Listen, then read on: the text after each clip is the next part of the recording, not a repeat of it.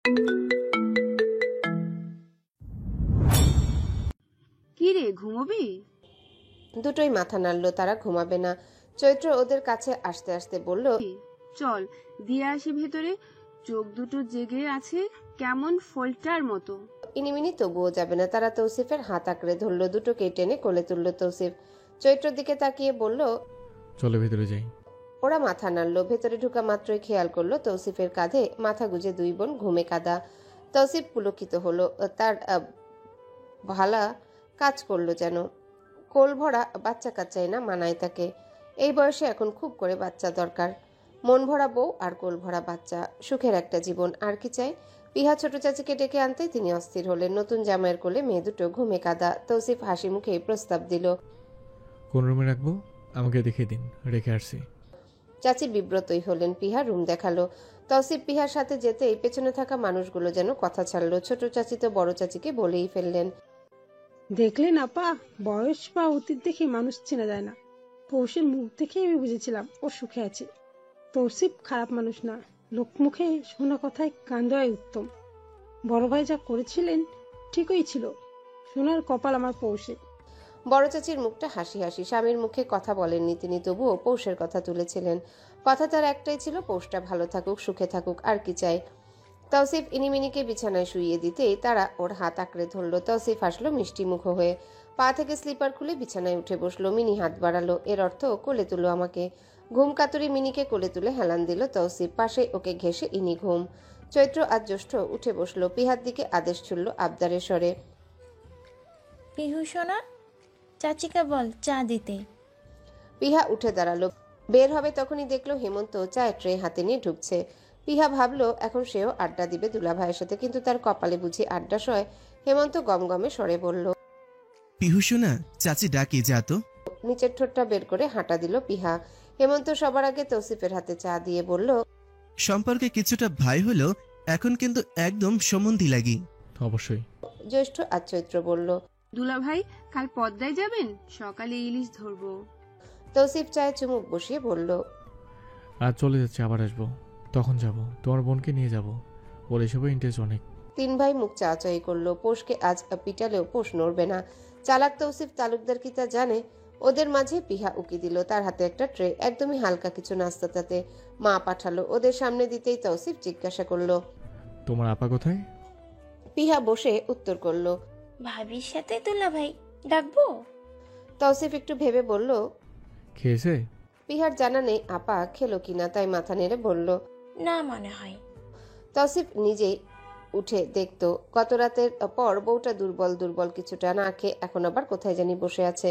বুকে মিনি থাকায় উঠে যেতে পারলো না তৌসিফ। হেমন্ত অবশ্য দুইবার বলল মিনিকে তাকে দিতে, কিন্তু তৌসিফ দেয়নি। পিহার দিকে তাকিয়ে শুধু বলল, তোমার আপাকে খেতে বলতে আসবে শালি সাহেবা? শালি সাহেবা ডাকটা শোনা মাত্রই লজ্জা পেল পিহা। উঠে যেতে যেতে বলল, কেন নয় দুলা ভাই? শ্রেয়ার সাথে এসেই যে ফুসুর ফাসুর শুরু হলো, এখনো থামার নাম নেই। পিহা দরজা ঠেলে ঢুকলো, দেখলো শ্রেয়ার বিছানায় শুয়ে আছে পৌষ, পাশে বসা শ্রেয়া। পিহা ঢুকেই বলল, আপা, দুলা ভাই তোমাকে খেতে বলেছে। কোথায় উনি? নিচেই আছে, ইনিমিনি ঘুমালো, ওদের নিয়েই বসে আছে। আপা জানো দুলা ভাই কত ভালো? কি কি করলো দুলা ভাই যে এত ভালো হয়ে গেল? পিহা পা তুলে বসলো, হাতে থাকা কাটা পেয়ারা মাখা ওদের সামনে নিয়ে বলল, মিনিকে বুকে নিয়ে ঘুম পাড়ালো, কত সুন্দর সুন্দর কথা বলে। চৈত্র ভাই আর জ্যৈষ্ঠ ভাই বলেছে পদ্মার পাড়ে যাবে। দুলা ভাই বলল আজ নাকি থাকবে না। ও আপা থাকো না আজকে। পিহার চোখ মুখ উজ্জ্বল আশাদীপ্ত। পৌষ খিটমিট করে বলল, আগামী এক সপ্তাহেও আমি নড়ছি না। পিহা দৌড়ে বেরিয়ে গেল। খবরটা দুলাভাইকে দিতে হবে। শ্রেয়া হাসতে হাসতেই বলল, তুই এভাবে কতক্ষণ লুকিয়ে থাকবি? যতক্ষণ না বেটা রাজি হয়। শ্রেয়া পেয়ারা মুখে দিল এক পিস, বলল, ভাগ্য করে পেয়েছিস পৌষ, যত্ন করে রাখিস। আমার বুকের ভেতর রাখি তাকে ভাবি, একদম ভারী সিন্ধুকে তালা দিয়ে রাখি। সে আমার না পাওয়া আসুক, আকাশবর্ষী প্রেম সে। শ্রেয়া খেয়াল করলো পৌষের চোখ দুটো চিকচিক করছে। পৌষের হাত ধরে বলল, সুখী হ। শ্রেয়া একটু থেমে জিজ্ঞাসা করলো, একটা কথা জিজ্ঞেস করি? এভাবে কেন বলো বলো। ওই যে কাজের মেয়েটা, মানে যাকে নিয়ে এত বদনাম, তার আচরণ কেমন দেখলি? পৌষ ভাবুক হলো। সোহার আচরণ সে কোনো কালে সুবিধার দেখেনি। শ্রেয়াই বলল, আমি তৌসিফ ভাইকে এখন সন্দেহ করতে পারি না পৌষ, কিন্তু বিনা কারণে এত বড় কুৎসা উঠল। ওনার সৎ বোন সোহা ভাবি, অমন কিছু নেই, কিন্তু সোহা বা মিনু এদের প্রতি ওনার আচরণ ততটা বুঝি না আমি। যথেষ্ট নরম। তুই প্রশ্ন করিসনি? করেছি, উত্তর দেয়নি? দিয়েছি। একটু চুপ থেকে পৌষ বলল, উনি মেবাজ পুরুষ না ভাবি এটা আমিই বলতে পারি, তবে ওই মেয়ে সোহাও সুবিধার না। শ্রেয়া কিছু একটা ভেবে বলল, এটাকে বিদায় করলেই হলো। বলেছি আমি। কথাটা মিনমিন করে বলল পৌষ। দরজায় দাঁড়ানো তৌসিফ সবটাই শুনলো। মুখে তার বাঁকা হাসি। ওটা কাল বড়সড় একটা সারপ্রাইজ পেতে চলেছে। তৌসিফকে দেখে শ্রেয়া বলে উঠল, আরে দুলা ভাই, ভেতরে আসুন। তৌসিফ ঢুকেই বলল, পৌষরাত, রাতে কিন্তু চলে যাচ্ছি আমরা। পৌষ মুখ ঘুরালো। এর মানে জানা আছে তৌসিফের। চালাক পুরুষ সে, তাই বলল, আচ্ছা একটু দাঁড়াও, তোমার রুমে এসে তো। বলেই অপেক্ষা না করে চলে গেল তৌসিফ। পিছু পিছু পা ফেলে গেল পৌষ। রুমে ঢুকা মাত্রই দরজাটা আলগোছে বন্ধ করে দিল তৌসিফ। পৌষ ছটফট করে বলে উঠল, দরজা খুলুন, দরজা খুলুন মিয়া। যেই না দরজা খুলতে যাবে তখনই তৌসিফ ওর হাত টেনে ধরল। গম্ভীর কণ্ঠে বলল, লাফালাফি করছো কেন হানি? কথা শোনো। মানে কি? দরজা কেন লাগালেন? কি হলো? কিছু করবো না। আজব, লজ্জা লাগে না আমার? কেমন দেখালো এটা? চাচারা বাসায়, তাদের সামনে দরজা কেন লাগালেন আপনি? তৌসিফের মাথায় এতক্ষণ কথাটা ঢুকলো। বক্র হেসে দুই হাতে পৌষের গাল দুটো ধরল।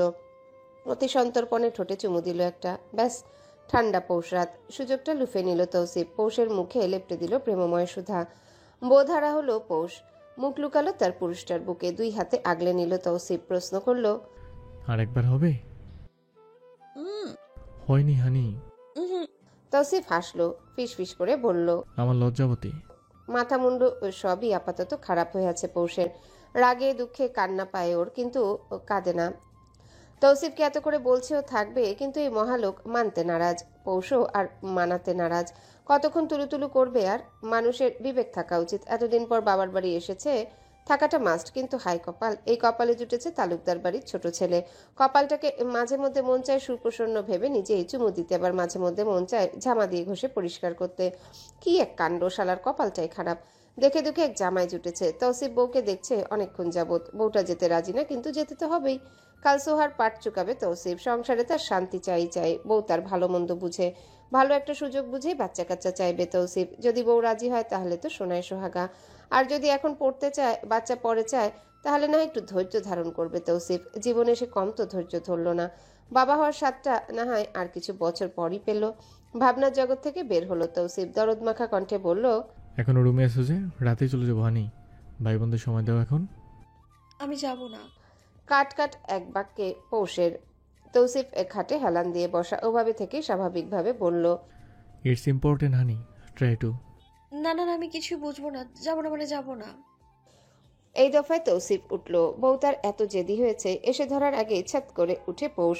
তৌসিফকে ছুতেও দিল না। ব্যাপারটা একজন পুরুষের জন্য গায়ে লাগার মতো হলো। তার মধ্যে সামনে একজন স্বয়ং তৌসিফ তালুকদার। দাঁত চেপে অপমানটুকু গিলে নিল তৌসিফ, যা সে বিয়ের প্রথম দিন থেকেই গিলছে। একটা টু শব্দ করে গিলছে সে, শুধুমাত্র পৌষের জন্য। প্রথম হয়তো ভালোবাসা ছিল না, কিন্তু এখন তো তৌসিফ জান হারায় পৌষের মাঝে। তার রাগ জেদ সবটাই শিরোধার্য। তৌসিফ পৌষের হাতটা জোর করে ধরে নরম স্বরে বলল, তোমার জন্য সারপ্রাইজ আছে হানি, আমরা আবার আসবো। বলছি না আমি? তো তবে কি আমার না তুমি? ঝটকা মেরে হাত সরালো পৌষ। চোখ দুটো তুলে রাগী দৃষ্টি ফেলে তাকিয়ে বলল, আপনার বিবেকও বাধে না এমন আচরণ করতে? বিয়ে ঠিক কয় মাস পর আনলেন এখানে, আপনিই বলুন। আর সারপ্রাইজ নিশ্চিত এই নাইটি ধরিয়ে দিবেন আমার হাতে? রাগে হিতাহিত জ্ঞান শূন্য হয়ে কথাগুলো বলতে নিলেই সজোরে এক ধমক খেলো পৌষ। এই চুপ! আচমকা তৌসিফের গলার সুর বদলালো। পৌষ বড় বড় চোখে তাকিয়ে এখনো। তৌসিফ পুনরায় ধমক দিল। চোখ নিচে নামো। ভয়ে মিহিয়ে গেল পৌষ। এই মানুষটার রাগ সে ভয় পায়, তাই যথেষ্ট সমীহ করে চলে। তৌসিফের তোপের মুখে বার কয়েক পড়েছিল পৌষ। ভয়ে তার বুকটা এখনো ধুকপুক করছে। মাথাটা নামিয়ে গুটিয়ে গেল একদম। দাঁত দিয়ে ঠোঁট কামড়ে ধরলো কান্না আটকাতে, কিন্তু সেই কপাল বুঝিয়ে আছে তার। চোখ দুটো বেইমানি করে বসলো। পানির ধারা গড়িয়ে পড়ল। তৌসিফকে মন প্রাণ দিয়ে ভালোবাসেও। তৌসিফ ছাড়া যে ওর গতি নেই তা খুব ভালো করেই জানা পৌষের। নিজেকে খুব সাবধানে তৌসিফের হাতে সঁপেছে পৌষ। তৌসিফ অবশ্য মান রাখে, যত্নে আগলে রাখে।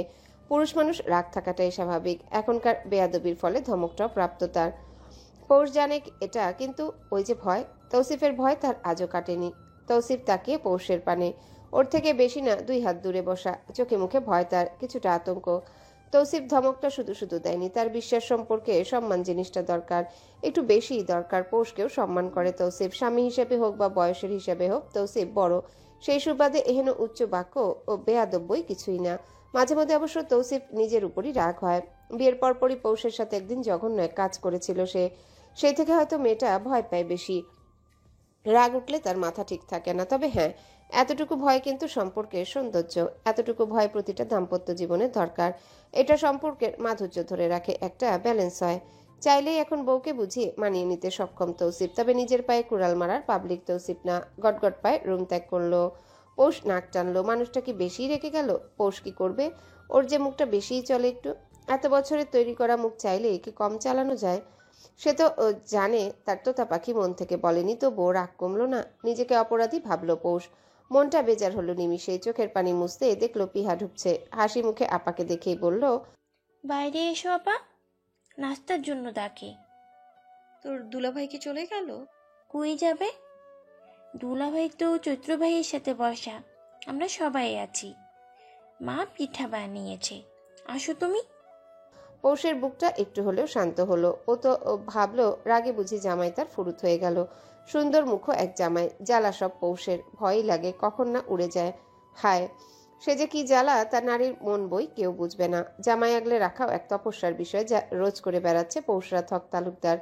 মাগরিবের আজান দিল মাত্র, চোখে মুখে পানি দিয়ে রুম ত্যাগ করলো পৌষ। চোখ দুটো ভালো করে মুছে নিল যাতে কেউ বুঝতে না পারে। সবসময় অল্পতেই বাড়ি মাথায় তোলা পৌষ এখন কান্না লুকাতে জানে। কেউ বুঝলেই জিজ্ঞাসা করবে চোখ ফুলার কারণ, তখন পৌষ কিভাবে উত্তর দিবে? হাতে নিজের পার্সটা নিয়ে বের হলো। ড্রয়িং রুমে দুমসে আড্ডা চলছে, সবাই বেশ খোশ মেজাজে আছে। পৌষের বুকটা ফেটে কান্না পায়। সে থাকতে চায় কিছুদিন, কিন্তু তৌসিফ মানবে না। একে তো থাকা হবে না, তার উপর তৌসিফ উল্টো রেগে গেল। নাক টেনে উপস্থিত হলো পৌষ। জ্যৈষ্ঠ বোনকে দেখে বলে উঠল, আপা এখানে বসো, দেখো তোমার না ডিম পিঠা পছন্দ। পছন্দের ডিম পিঠাটাও আজ ওর খেতে মন টানলো না। মনটা তার কাছে আজকাল থাকেই না। তৌসিফ তালুকদার চুরি করেছে সেটা। ব্যাটা পাক্কা চোর একটা। ইনিমিনি তৌসিফের পাশে বসা। তৌসিফ চিত পিঠা হাঁসের মাংস দিয়ে শালি দুটোর মুখে দিল। মিনি আপাকে ডাকলো। আপা, আপা, আতো না। ইনিও তাল মিলিয়ে ডাকলো। তৌসিফের পাশে বসার সাহস পৌষের নেই। সবার সামনে যদি তার রাগ প্রকাশ করে বসে তখন। হেমন্ত হঠাৎ খেয়াল করলো পৌষের হাতে ব্যাগ। কপাল কুচকে তাকালো।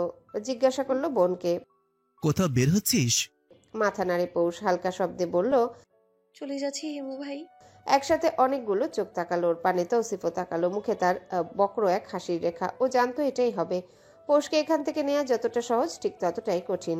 তখন যদি বউকে ভয় ভাঙাতে বুকে আগলে নিত, তাহলে এক লাফে তৌসিফের মাথায় চড়ে বসতো সে। তাই তো তখন রাগ দেখিয়ে বেরিয়ে এলো। এখন বউ উল্টো নিজে রাজি। হেমন্ত কিছুটা ধমকের গলায় বলল, ফাইজলামি করিস? যা ঘরে ব্যাগ রেখে আয়। পিহু সোনা, তোর আপার ব্যাগ রেখে আয় তো। পিহা দৌড়ে এগিয়ে এলো। ব্যাগ নিয়ে টানাটানি করলেও পৌষ দিল না। পৌষ থমকানো গলায় বলল, আবার আসবো, আজ যাই, কাজ আছে একটু। শ্রেয়া তৌসিফের দিকে তাকালো, বুঝার চেষ্টা করলো, অতঃপর জিজ্ঞাসা করলো, তুই না বললি থাকবি? কাজ আছে ভাবি, না হয় থাকতাম। তৌসিফ পিঠা মুখে দিল। ইনিমিনি খাবে না। আর টেবিল ভর্তি হরেক রকমের পিঠা। বড় চাচা উঠে এলেন। পৌষের মাথায় হাত দিয়ে বললেন, কিছু নিয়ে রেগে আছিস আম্মা? থেকে জানাস। চোখ দুটো টলমল করে উঠল হঠাৎ। বড় চাচার অনুরোধ ভালো লাগলো না ওর। চাচার হাত ধরে পৌষ নরম স্বরে বলল, আবার আসবো তো। বেশি জরুরি? হুম। চৈত্র এসে আপার বাহু জড়িয়ে ধরল। জ্যৈষ্ঠ গোমরা মুখে দাঁড়িয়ে রইল পাশে। পিহা নাক মুখ লাল করে ফেলল। ইনিমিনি বুঝলো কিছু হয়েছে। নেমে আপার কাছে এসে হাঁটু জড়িয়ে ধরল দুটো। তোতলানো শব্দে বলল, আপা, আপা, কি হইতে? চাচিরা তৌসিফের মাথায় হাত রাখতে সংকোচ করলেন। মুখেই বললেন, বাবা যদি আজ। তৌসিফ সাধু রইল বটে, বলল, পৌষরা থাকলে আমার সমস্যা নেই। পৌষের বুক ফেটে কান্না পেল। পৌষ থাকলে নাকি ব্যাটার সমস্যা নেই। কেন নেই? থাকতে হবে সমস্যা, 100 বার থাকতে হবে। বউ থাকতে তুই বেটা কেন বউ ছাড়া থাকবি? হতাশ চাচিরা দ্রুত হাতে খাবার প্যাক করলো। তৌসিফ যা যা পিঠা পছন্দ করেছে সব দিল সাথে। ফোন আসাতে তৌসিফ বিদায় জানিয়ে বের হলো। ও বের হতেই পৌষ ছাড়াতে চাইলো ভাই বোনদের, কিন্তু হায়, তা বুঝি হয়? কান্নার রোল পড়ে গেল মুহূর্তেই। পৌষ শক্ত হাতে সামলালো, কিন্তু তা সম্ভব হলো না। হঠাৎই তৌসিফ ফিরে এলো। পৌষ ভেবেছিল লোকটা ফিরবে না ভিতরে। তৌসিফ এসে ইনিমিনিকে কোলে তুললো। আল্লাহ মালুম সে কি বুঝালো, তারা থামলো। তৌসিফের দুই গালে দুটো চুমু দিয়ে আদর লাগিয়ে বলল, দুলাভাই থাতো না প্লিজ। গাড়ির এক কোণায় লেগে বসে আছে পৌষ। শেষ বেলায় তাদের থাকাটা হলো না। ইনিমিনিকে কোনো এক জাদুর বলে বুঝ দিয়েছে তৌসিফ। পৌষ তো ও মুখে তালা দেয় সেই কখন থেকে। মনটাও তার ভার ভার। লোকটা রেগে তার উপর, কথাবার্তাও ততটা বলছে না। শেষবার মনে হয় বুঝি সিট বেল্টটা লাগালো। এই তো। পৌষ তখনকার চোখ গরমই এখনো ভুলতে অক্ষম। ঢোক গিলে জানালা দিয়ে বাইরে উকি দিল। সারি সারি কাশফুল দেখা যাচ্ছে। অন্ধকারে অবশ্য ততটা দেখা গেল না।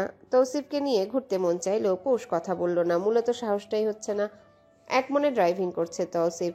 তার নজর সড়কে একটুও হেরফের হয়নি। মনোযোগ সম্পূর্ণ ড্রাইভিংয়ে হলেও তার ধ্যান আছে পৌষের উপর। চুপচাপ থাকার মেয়ে পৌষ না। তখনকার ধমকে এখনও থমকে আছে ও। তৌসিফ ভেবে নিল বাসায় গিয়ে মানিয়ে নিবে। সেটা মুশকিল কিছু না অবশ্য। গাড়িটা বাড়ির সামনে থামতেই তৌসিফ নামলো। দারোয়ান এসে আগে ভাগে পৌষের সাইডে ডোর খুলে দিতে বেরিয়ে এলো পৌষ। সোজা হাঁটা দিল উপরে। তৌসিফ সেদিকে নজর দিয়ে ফোন বের করে কাউকে কল লাগালো। কথা বলতে বলতে হাঁটা দিল উপরে। রুমে এসে পোশাক বদলে বারান্দায় চলে গেল পৌষ। শরৎকাল চলমান। শারদীয় বাতাসে বুনো এক গন্ধ। বাড়িটার চারিপাশে গাছগাছালিতে ভরপুর। কৃষ্ণচূড়া গাছটা নজর কাড়ার মতো বটে। রাতের আকাশপানে তাকিয়ে পৌষ। মেঘগুলো ফুলা ফুলা। ঠান্ডা বাতাস বইছে হঠাৎই। বৃষ্টি বৃষ্টি একটা ভাবও বিরাজমান। তবে আদৌ বৃষ্টিপাত হবে কিনা বোঝা দেয়। ঠিক যেমন বুঝা দেয় তৌসিফ তালুকদারকে। এবছর কাশফুল দেখা হয়নি পৌষের। প্রতি বছর এই সময় হেমন্ত সব ভাই বোন নিয়ে বিকেলে বেরিয়ে যায়। দুপুরে রোদ গড়িয়ে যখন বিকেল, তখন থেকে সন্ধ্যা অবধি ওরা কাশবনে ঘুরে। পৌষের অবশ্য দিয়াবাড়ি যাওয়ার ইচ্ছে ছিল, যা কোনোদিনও পূরণ হয়নি। ইনিমিনি এতদূর যেতে পারবে না। ওদের নিয়ে সর্বোচ্চ সারিঘাট অবধি যায় হেমন্ত। সেখানেই সারা বিকেল ঘুরে ওরা। খাল জাতীয় জায়গাটাতে নৌকা ভাড়া করে চড়ে বেড়ায়। এবছর বুঝি ওই আনন্দটা মাটি চাপা যাবে। কথাগুলো ভেবে ভেতর থেকে চাপা শ্বাস ছাড়ল পৌষ। সম্মুখে রাখা কেদারায় গা এলিয়ে বাইরে তাকিয়ে রইল। পুকুর ভরা কচুরিপানা ছিল, যা আজ নেই। হয়তো তারা পরিষ্কার করালো। নৌকাটাও আজ একদম এই সাইডে কিনারায় বাঁধা। পৌষ ততটা ভাবলো না। দেখা যাবে তৌসিফকে কিছু বললে দিবে আবার এক ধমক। এমনিতেই লোকটা রেগে আছে। যদিও পৌষ নিজের দোষ স্বীকার করে, তবুও অবুঝ মনটা বড়ই লোভী। সে আহ্লাদ পেলেই আহ্লাদী হয়ে ওঠে। এই যেমন তৌসিফের প্রেম সুধা পানের পর থেকে তার মনে গভীর লোভ জাগ্রত হয়েছে। নিজের দোষ জানা সত্ত্বেও অভিমান জমেছে মনের কোণে। এই অভিমান তালুকদার বাড়ির ছোট ছেলে ছাড়া কেউ ভাঙাতে পারবে না। কিন্তু কথা হলো, সেই তৌসিফ তালুকদার কি আদৌ রাগ ভাঙাবে? সে তো নিজেই টম্বুস হয়ে আছে ফুলে। তৌসিফ রুমে ঢুকলো রাত 10টা নাগাদ। ক্ষুধা লেগেছে তার। কাল বাসায় গেস্ট আসবে, তার জন্যই মূলত দেরি হলো একটু। বউটা সেই কখন থেকে তার অপেক্ষায় আছে। নিশ্চিত নিজেও খায়নি। এতটুকু তো তৌসিফ চেনে তার বউকে। আজ আবার তার উপর অভিমানও করেছে নিশ্চিত। মুখ দেখেই বোঝা যায়। তৌসিফ অবশ্য এ ব্যাপারে মাথা খাওয়াবে না। বেয়াদবি করবা তো ধমক খাবা। মাঝে মধ্যে ধমক খাওয়া স্বাস্থ্যের জন্য ভালো। আর তৌসিফ খুব করে চায় তার বউ সুস্থ থাকুক। রুমে ঢুকবে ঠিক সেই সময় আবারও মুঠোফোনটা বেজে উঠল। ওর পিয়ে ইমু কল দিয়েছে। রিসিভ করে কথা বলতে বলতে রুমে ঢুকে তৌসিফ। সারা রুম জুড়ে নীরবতা। তৌসিফ কানে ফোনটা ধরেই ডাকলো, হানি, ইউ আর দেয়ার? উত্তর এলো না। তৌসিফ লাইট অন করে এদিক ওদিক তাকিয়ে দেখলো বিছানা খালি, ওয়াশরুমও খালি। ইমুকে গম্ভীর কণ্ঠে তৌসিফ বলল, কাল সকাল সকাল পার্লার গার্ল বাসায় পাঠিয়ে দেবে। আর হ্যাঁ, তুমি চলে এসো, কাজ আছে। আর এখন কল দিবা না। উত্তরের আশা না করে খট করে কলটা কেটে দিল তৌসিফ। ফোনটা বিছানায় ছুঁড়ে পরনে থাকা শার্টের বোতাম খুলল দুটো। বারান্দায় যেতেই দেখা মিলল পৌষের। রেলিংয়ে মাথা ঠেকিয়ে ঘুমাচ্ছে সে। দীর্ঘ শ্বাস ফেলে সেদিকে এগিয়ে গেল তৌসিফ। ঘুমন্ত ক্লান্ত মুখটার দিকে তাকিয়ে রইল কিয়ৎকাল। নিজের অজান্তেই হাত চলে গেল ওর মাথায়। পৌষের চুলে হাত বুলিয়ে দিতে দিতে ক্ষীণ শব্দ করে ডাকলো তৌসিফ। তোতা পাখি উঠবে না? ডাকটা শুনল না। শোনানোর জন্য অবশ্য পৌষকে ডাকেনি। নিজে ওর পাশে গা এলিয়ে বসে আলতো হাতে বউকে টেনে নিল বুকে। অল্প ঘুমে থাকা পৌষ হয়তো কিছুটা সজাগ হলো। নাকে ঠেকলো তীব্র পুরুষালী গন্ধ। সেই বুকটার উপরের দিকে দুটো বোতাম খোলা। খোলা বুকে তখন লো মুকি দিচ্ছে, যা আশকারা দেয় পৌষকে। সে মুখটা ঠেকায় উন্মুক্ত স্থানে। বুকে মুখ গুজে চুপ করে রয়। তৌসিফ বউকে নিজের সাথে জড়িয়ে ধরলো, কিছুটা শক্ত করে, কিছুটা নরম হাতে। মৃদু মৃদু বাতাস বয়ে চলছে তখন। নড়চড় নেই পৌষের। তৌসিফ অনুভব করলো বুকে থাকা নারীটিকে, যার চাওয়া পাওয়া অতি নগণ্য। ওর সিঁথিতে চুমু দিল তৌসিফ, ডাকলো, পৌষ রাত, হুম। ওঠো, খাবে না? উম, ক্ষুধা লেগেছে হানি। পৌষ সরে যেতে চাইল, তবে তৌসিফ না ছাড়ায় পৌষ বলে উঠল, ছাড়ুন, আমি রুমে যাই, আপনি খেয়ে আসুন। আমি খেয়ে আসবো মানে? তুমি খাবে না? না, কারণ? ক্ষুধা নেই। মিথ্যা কাকে বলছো? সত্যি। চুপ। অতি ঠান্ডা ধমক। পৌষ সরে যেতে চাইল, তবে ছাড়া হলো না তাকে। একটানে নিজের উপর নিয়ে উঠে দাঁড়ালো তৌসিফ। রুমে নিয়ে ধপ করে ফেললো খাটে। নরম তুলতুলে গদিতে ব্যথার বটাও লাগলো না পৌষের, কিন্তু তৌসিফ খান যখন ওর উপর চড়াও হলো তখন একটু ব্যথা পেল বটে। তৌসিফকে নিজের উপর দেখে মুখ ঘোরায় পৌষ। অনীহা তাও কিনা তৌসিফের প্রতি, সেটা আবার এক রাতে মানা যায়? তৌসিফ মানে না। ঘুরানো মুখটা হাত দিয়ে নিজের বরাবর করেও। দৃষ্টি পৌষের চোখের দিকে। পৌষ বেশিক্ষণ তাকাতে পারল না, অল্প স্বরে বলল, উঠুন, ব্যথা পাচ্ছি আমি। ব্যথা পাচ্ছ? কই, কাল রাতে তো এর থেকেও বেশি ওজন সহ্য করেছো। লজ্জায় লাল রঙা হতে পারল না পৌষ। অতটা ফর্সা সে না। তৌসিফ ওর এক গালে হাত দিয়ে বলল ভেজা নরম স্বরে, তখনকার ধমকটা তোমার পাওয়ার ছিল পৌষ রাত। আশা করি এটা তুমি জানো। আমি কত বড় তো তা তো জানো না। সেই সুবিধা তোমার আমাকে চোখ তুলে উচ্চ বাক্য, তাও কিনা অমন ফালতু কথা বলার সাহস থাকা উচিত না। আর কি বলেছিলে? নাইটি? সিরিয়াসলি হানি? এতটা বছর নারী ছেড়ে ছিলাম আমি, কখনো চরিত্র খাপ করিনি। অথচ এক রাত তোমার কাছে আসতে কি বললে তুমি? অনুমতি তো তুমি অনেক আগেই দিয়েছিলে আমাকে। আমি সময় দিয়েছি, তাতেও তবু তুমি আমাকে এই কথা বললে? স্বামীকে এসব বলে কি বেয়াদবি না? আর বেয়াদবি করলে তোমাকে শাসন করা আমার অধিকার নেই? বাকি সব স্বামীর মতো তোমার কাছে নিচু হয়ে সরি বলতে পারছি না পৌষরাত। ক্লান্ত লাগছে, ঘুমাবো আমি। টলমলে চোখ দুটি দিয়ে তাকিয়ে রইল পৌষ। ওর দোষ তো ও জানে, তবুও মনটা বড্ড বেইমানি দেখালো আজ। তৌসিফ যতটা হার্ট হয়েছে তাও বুঝতে পারেনি। বুঝলে অন্তত নিজে অভিমান করে থাকতো না। তৌসিফ ওর উপর থেকে সরে যেতে নিলেই পৌষ আটকালো। তৌসিফ অবশ্য ছাড়িয়ে নিলেও বিছানা ছাড়তে নিলে আচমকা পেছন থেকে জড়িয়ে ধরে পৌষ। পিঠে চুমু দিয়ে ক্ষীণস্বরে জানায়, সরি। তৌসিফ উত্তর দেয় না, অথচ ঠোঁটে চোরা হাসি। তৌসিফের উত্তর না পেয়ে হতাশ হলো পৌষ। লোকটা কি বেশি রেগে আছে? পৌষ ওকে ছেড়ে সামনে এলো। শার্টের বোতামগুলো খুলতে খুলতে বলল, ফ্রেশ হবেন না? তৌসিফ নিরুত্তাপ। ওর উদাসীনতা আঘাত করে পৌষকে। ওর জামাই যে একটা ধরিবাজ তা ধরতে পারে না পৌষ। তাই তো জামাইয়ের মন মানাতে এত কাজ করছে। শার্ট খুলে দিতে হাঁটু গেড়ে বসে পৌষ। তৌসিফের শু আর মোজা খুলে রেখে আসে। তৌসিফ ততক্ষণে ওয়াশরুমে। টাওয়েল হাতে দাঁড়িয়ে থাকে পৌষ। কপাল একটা, জামাই কি মান ভাঙাবে? উল্টো জামাইয়ের মান ভাঙাতে তৎপর পৌষ। তৌসিফ বের হতে টাওয়েল এগিয়ে দিল পৌষ। নিজের চুলগুলো খোপা করে বলল, চলুন, খাবেন। তৌসিফ ভাবলেশীন ভাবে তাকিয়ে গা ঝাড়া ভাবে বলল, তুমি যাও। পৌষ হতাশ হলো। এ কেমন মেয়েদের মতো যে? তেল না দিয়ে পৌষ বেরিয়ে গেল। তৌসিফ হতবাক হলো। বউকি তাকে পাত্তা দিল না, এটা কিছু হলো? পাত্তা পেতে তখন মরিয়া তৌসিফ তালুকদার। ঠিক তখনই তার ছটফট করা হৃদয় শান্ত হলো। খাবার হাতে পৌষ এসেছে। টেবিলে বসে তৌসিফের হাত ধরে বসালো, মেখে মুখে তুলে দিল। তো গিলল তৌসিফ। পৌষ হতাশ, খুবই হতাশ। জামাই পেয়েছে একখানা, পুরাই চমলক্ষ। খাওয়া শেষ হতে নিজে খেয়ে রুমে এলো পৌষ। তৌসিফ আধা শোয়া হয়ে বিছানায় বসা।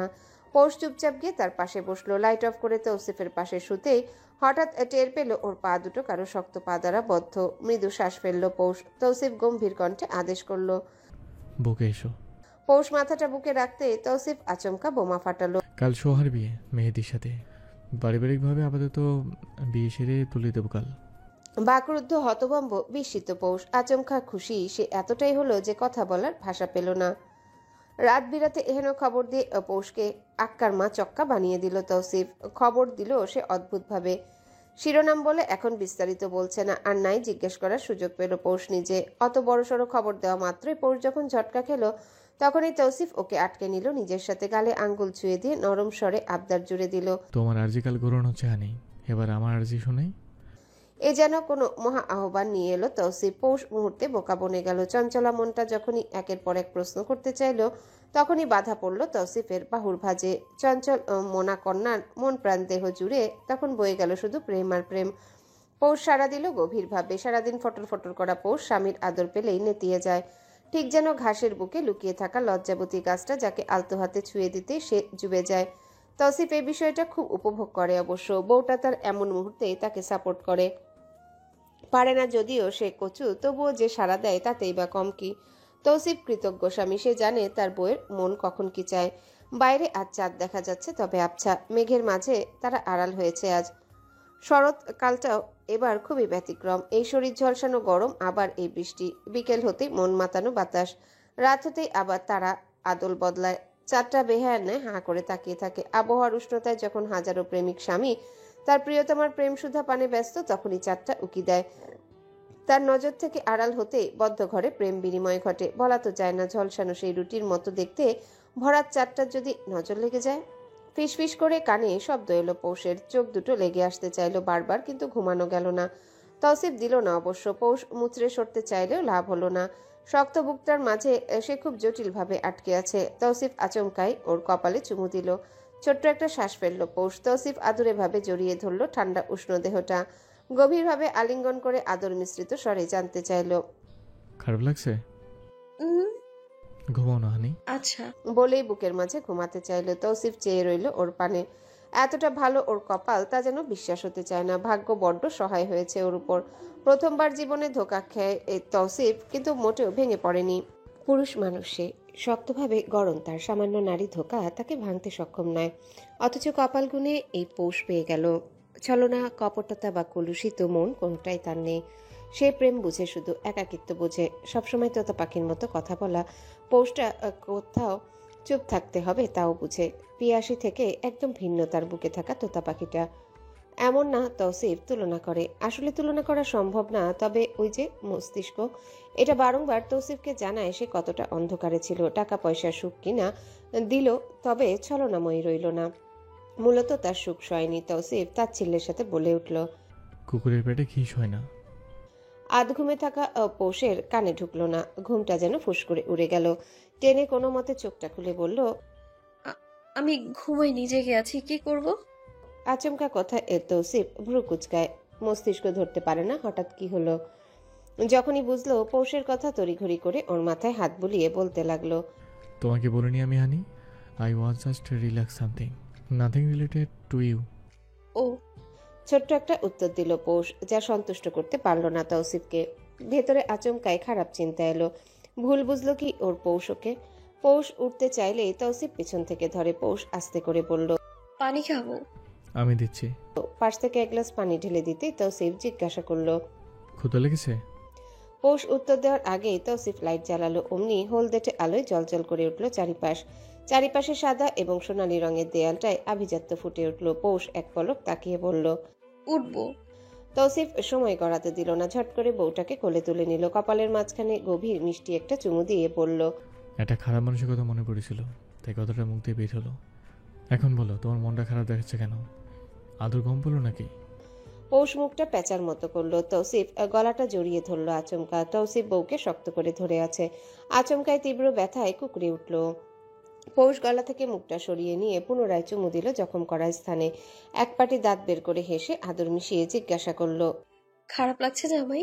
চালাক তৌসিফ মুহূর্তেই ধরে ফেলল কাহিনী।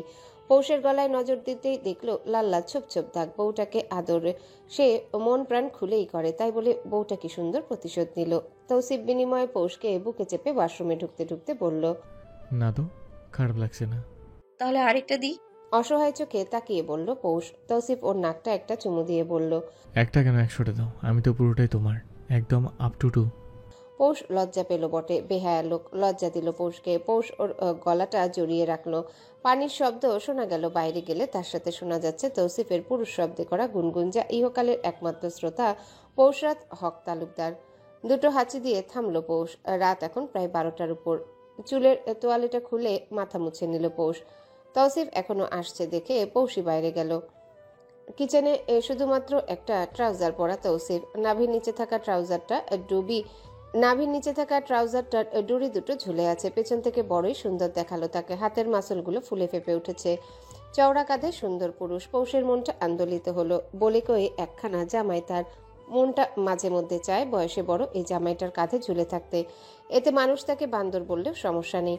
আবার মাঝে মধ্যে মনটা চায় তৌসিফকে নিজের কোলে বসিয়ে রাখতে আর বলতে, আপনি সারাদিন এভাবেই থাকুন, আমি দেখব আপনাকে মন ভরে।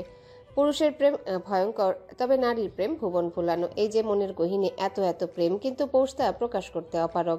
বড়ই আফসোসের বিষয় এটা। এক পা দুই পা করে এগিয়ে গেল পৌষ। পেছন থেকে গালটা রাখলো তৌসিফের উন্মুক্ত পিঠে। তৌসিফের চলন্ত হাতটা তখন থেমে। বুয়া আজ পৌষের জন্য রান্না করেনি। মূলত রান্নার ওই বুয়া আজ আসেনি, তার স্বামী অসুস্থ, 2 দিনের ছুটি চেয়েছে, কাল হয়তো চলে আসবে, তাই রান্নাটা এখন তৌসিফই করছে। নুডলসে মশলা দিয়ে তৌসিফ অনুভব করলো পিঠের গালটাতে। পৌষ আস্তে ধীরে রয়ে শুয়ে নিজের শরীরের ভারটাও তৌসিফের উপর দিয়ে দিল। তৌসিফ চুলার গ্যাসটা একদম কমিয়ে দিল, পেছন থেকে হাত দিয়ে ধরল পৌষকে, অতঃপর নিজের কাছে এনে বুকে টেনে নিল, ভেজা চুলে হাত গলিয়ে দিল, অতি যত্নে ডাকলো নরম স্বরে, পোশরাত, হুম বেশি খারাপ লাগছে? উম, দুর্বল দেখাচ্ছে আনি।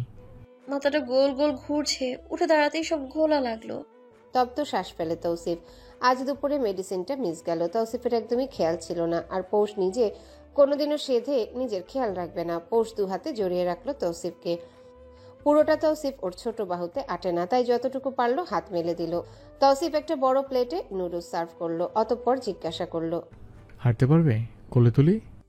পারবো তো। তৌসিফ মানল না অবশ্য। পৌষকে পাজা কোলে তুলে নিয়ে বলল, প্লেট হাতে নাও। হাত বাড়িয়ে নিল পৌষ। তৌসিফ হাঁটা দিল রুমে, পৌষকে খাটে বসিয়ে নিজেও পাশে বসলো। চামচে নুডলস পেঁচিয়ে মুখে দিল পৌষ। ঝাল ওর পছন্দের, লোকটা জানে সেটা, তাই তো ঝাল দিয়ে বানিয়েছে। তৌসিফের রান্নার হাত ভালো। পরবর্তী চামচটা তৌসিফের সামনে দিতে তৌসিফ মুখ খুলে খেয়ে নিল। খেতে খেতেই বলল, তোমার সাথে থাকতে থাকতে অভ্যাস আমারও না হয়ে জানি হানি। হলে হবে। আমার বডি নষ্ট হয়ে যাবে তো। হোক, তাতে কি? কাকে শো অফ করবেন আপনি? হ্যাঁ, কাকে দেখাবেন এই পেটানো শরীরটা? কি কথা বলুন, বলেন না কেন? নিশ্চিত আপনার মধ্যেই সমস্যা আছে, নইলে মেয়ে মানুষ আপনাকে দেখলেই কেন ইটিস পিটিস করতে চাইবে? তৌসিফ অবাক হলো। ও কি বললো আর পৌষ কি বুঝলো? রাগে গপাগপ গিলছে নুডলস। তৌসিফ ভাবলো ওকে আর দিবে না, কিন্তু না, বইয়ের তার মন বড়, তাই তো রাগ করেও তার মুখের সামনে দিল। তৌসিফ খেতে খেতে বলল, বডি তো তোমার জন্য ঠিক রাখি। চকিত দৃষ্টি ফেলে তাকালো পৌষ। সন্দেহের চোখে তাকিয়ে জিজ্ঞাসা করলো, মানে? ইস, তৌসিফ এহেন শব্দ করতেই পৌষ না বুঝে জিজ্ঞাসা করলো, কি হলো? লুডুসটা খেয়ে নিলে? তো আমি নিতাম। ছোট ছোট চোখে তাকিয়ে পৌষ। তৌসিফ চামচে নুডলস তুলে পৌষের মুখে দিল, অতঃপর ওখান থেকে নিজে একটা নিল। পৌষ এই কাহিনী সিনেমায় দেখেছে, বাস্তব অভিজ্ঞতা যে এতটা সুন্দর হবে তা ওর জানার বাইরে। টুক করে ওর ঠোঁটে চুমু দিয়ে তৌসিফ বলল, মেডিসিন খাবে কাল দুপুরে, আমি ব্যস্ত থাকলেও খেয়ে নিও। আর হ্যাঁ, তোমার ড্রেস কাল সকালে চলে আসবে। আপনি না বললেন বাসাই হবে? হবে তো। তাহলে আবার এসবের কি দরকার? 100 বার দরকার। আমার বউকে সবার সাথে বেশি সুন্দর লাগবে, তার সৌন্দর্য আমি আজীবন দেখবো, চোখ জোড়াবো। পৌষ হাসলো একটু, তবে মুখে নিজের ভালোবাসাটা প্রকাশ করলো না। সব গুছিয়ে বিছানায় এলো তৌসিফ। পৌষকে বুকে নিতে একবার ভাবলো বাচ্চার কথা তুলবে, কিন্তু পরক্ষণেই ভাবলো এভাবে শুকনো মুখে বাবু চাইলে কেমন দেখায়। এত বড় একটা উপহার তো এমনি এমনি চাওয়া যায় না। তৌসিফ একটু বন্দোবস্ত করেই চাইবে। পৌষ ওর বুকে আঁকিঝুঁকি করছে আঙ্গুল দিয়ে। পৌষের তাড়নায় তৌসিফ বলে উঠল, উস্কানিমূলক ছোঁয়া দিচ্ছ নাকি হানি? পরে আমার দোষ দিও না কিন্তু। খারাপ লোক। আমি কি করলাম? পৌষ মুখ ঝামটা মেরে সরতে চাইলো, বলতে লাগলো, একটু আগে কি করেছেন? হ্যাঁ, এখন আবার বলছেন? সরুন, ছাড়ুন আমায়। ছাড়ুন বলছি, ধরবেন না। আরে আরে, কোথায় যাচ্ছ তোতা পাখি? এই দেখো আমি ভদ্রলোক হয়ে যাচ্ছি। পোশরাত, আচ্ছা বাবা আর জ্বালাবো না। কিসের কি? পৌষ থাকবে না, এদিকে তৌসিফও ছাড়বে না। শেষমেশ ওর বুকের মাঝে আটকা পড়লো তোতা পাখিটা। তৌসিফ সযত্নে তাকে বক্ষ পিঞ্জরের মাঝে আটকে নিল। সকাল থেকে বিয়ের তোড়জোড় চলছে, সোহা রুম থেকে বের হয়নি এখনো। সেদিকে অবশ্য তৌসিফ মাথা মারছে না, সবাইকে কাজ বুঝিয়ে দিয়েছে। শুধু তাওহিদ বা তৌফিক আদৌ আসবে কিনা, আসবে তা তাদের ব্যাপার। তৌসিফ বলার দরকার বলেছে। মিনুকে ডাক দিতে ও এগিয়ে এলো। তৌসিফ গম্ভীর কণ্ঠে বলল, সোহাকে বল ওর জন্য শাড়ি পাঠিয়েছে মেহেদি, তাই কাল যে লেহেঙ্গা এনেছে ওটা যেন না পরে আস। মিনু মাথা নেড়ে চলে গেল বলতে। রুমে বসে অবশ্য সোহা শুনেছে। বিতৃষ্ণা নিয়ে তাকিয়ে রইল ওই শাড়িটার দিকে। লাল রঙের একটা জামদানি শাড়ি, কতই বা মূল্য হবে এটার? 5 অথবা 10,000। অথচ সোহা বাসাতে এর চেয়ে দামি পোশাক পরেছে। তার শাড়িগুলো ব্র্যান্ডের, কিন্তু এই শাড়ি দেখেই বোঝা যাচ্ছে নিউ মার্কেট থেকে আনা। কোথায় বিয়ে দিচ্ছে তৌসিফ তাকে? কে সে যার বিয়ের জন্য বউকে এত কম দামি শাড়ি দেয়? সোহা গায়ে তুলবে তো দূর, ছুঁয়েও দেখবে না। রাগে ফুঁসতে থাকা সোহা জানলও না কারো সারাদিনের খাটনির টাকা দিয়ে কেনা এই শাড়ি। হুট করে বিয়েতে এর থেকে দামি কিছু কেনার সামর্থ্য তার নেই। তার খুব শখের কিছু বিক্রি করে সে শাড়িটা কিনেছে। না হয় মাসের শেষ দিকে একজন চাকরিজীবী কোথায় পাবে টাকা? গটগট পা ফেলে সোহার রুমে সোজা ঢুকলো তৌসিফ। এখনো রেডি হওয়ার সময় সে পায়নি। সোহার পরনে নিজের কিনে আনা দামি লেহেঙ্গা। তৌসিফ শুরুতেই ধমকে উঠল, বলেছিলাম না শাড়ি পরতে? মিনু বলেছে না মেহেদিরা চলে আসবে যে কোনো সময়। 10 মিনিট দিলাম, শাড়ি পরো, যেটা মেহেদি পাঠিয়েছে। তৌসিফের ধমকগুলো যেন গায়ের কাটার বর্ম ফুটালো। সোহার বুকটা কেঁপে উঠল মুহূর্তের মাঝে। ঘর কাঁপানো যেন প্রতিটা শব্দ তার। শিওরে উঠে সোহা, টলমল হয় চোখ জোড়া। তৌসিফ পাত্তা দিল না। সোহা বুকে সাহস জমা করলো, শেষবারের মতো চেষ্টা করলো বিয়েটা আটকাবার। আমি বিয়েটা করতে চাই না, নিচু শব্দে বলল সোহা। তৌসিফ যেন কথাটা কানেই তুলল না, কেমন একটা চাহনি দিল, অতঃপর গমগমে গলায় বলল, তৈরি হও শীঘ্রই। আমি কি বলেছি মেহেদিকে বিয়ে করব না? দেখো কি পাঠিয়েছে আমাকে। এই শাড়ির মতো 3টে শাড়ি আমার ড্রেস বিক্রি করলেও পাওয়া যাবে। তাহলে নিজের ড্রেস বিক্রি করে দাও। মানে সেটাই যেটা বললাম। আমি তো অভিজ্ঞের মুখের উপর দিয়ে টপকে কোনো কাজ করলে সেটা সরে ফেলে দিতে সেকেন্ড সময় নেব না। হয় আজ মেহেদিকে ভদ্রভাবে বিয়ে, নয়তো আমার বাড়ি থেকে আউট।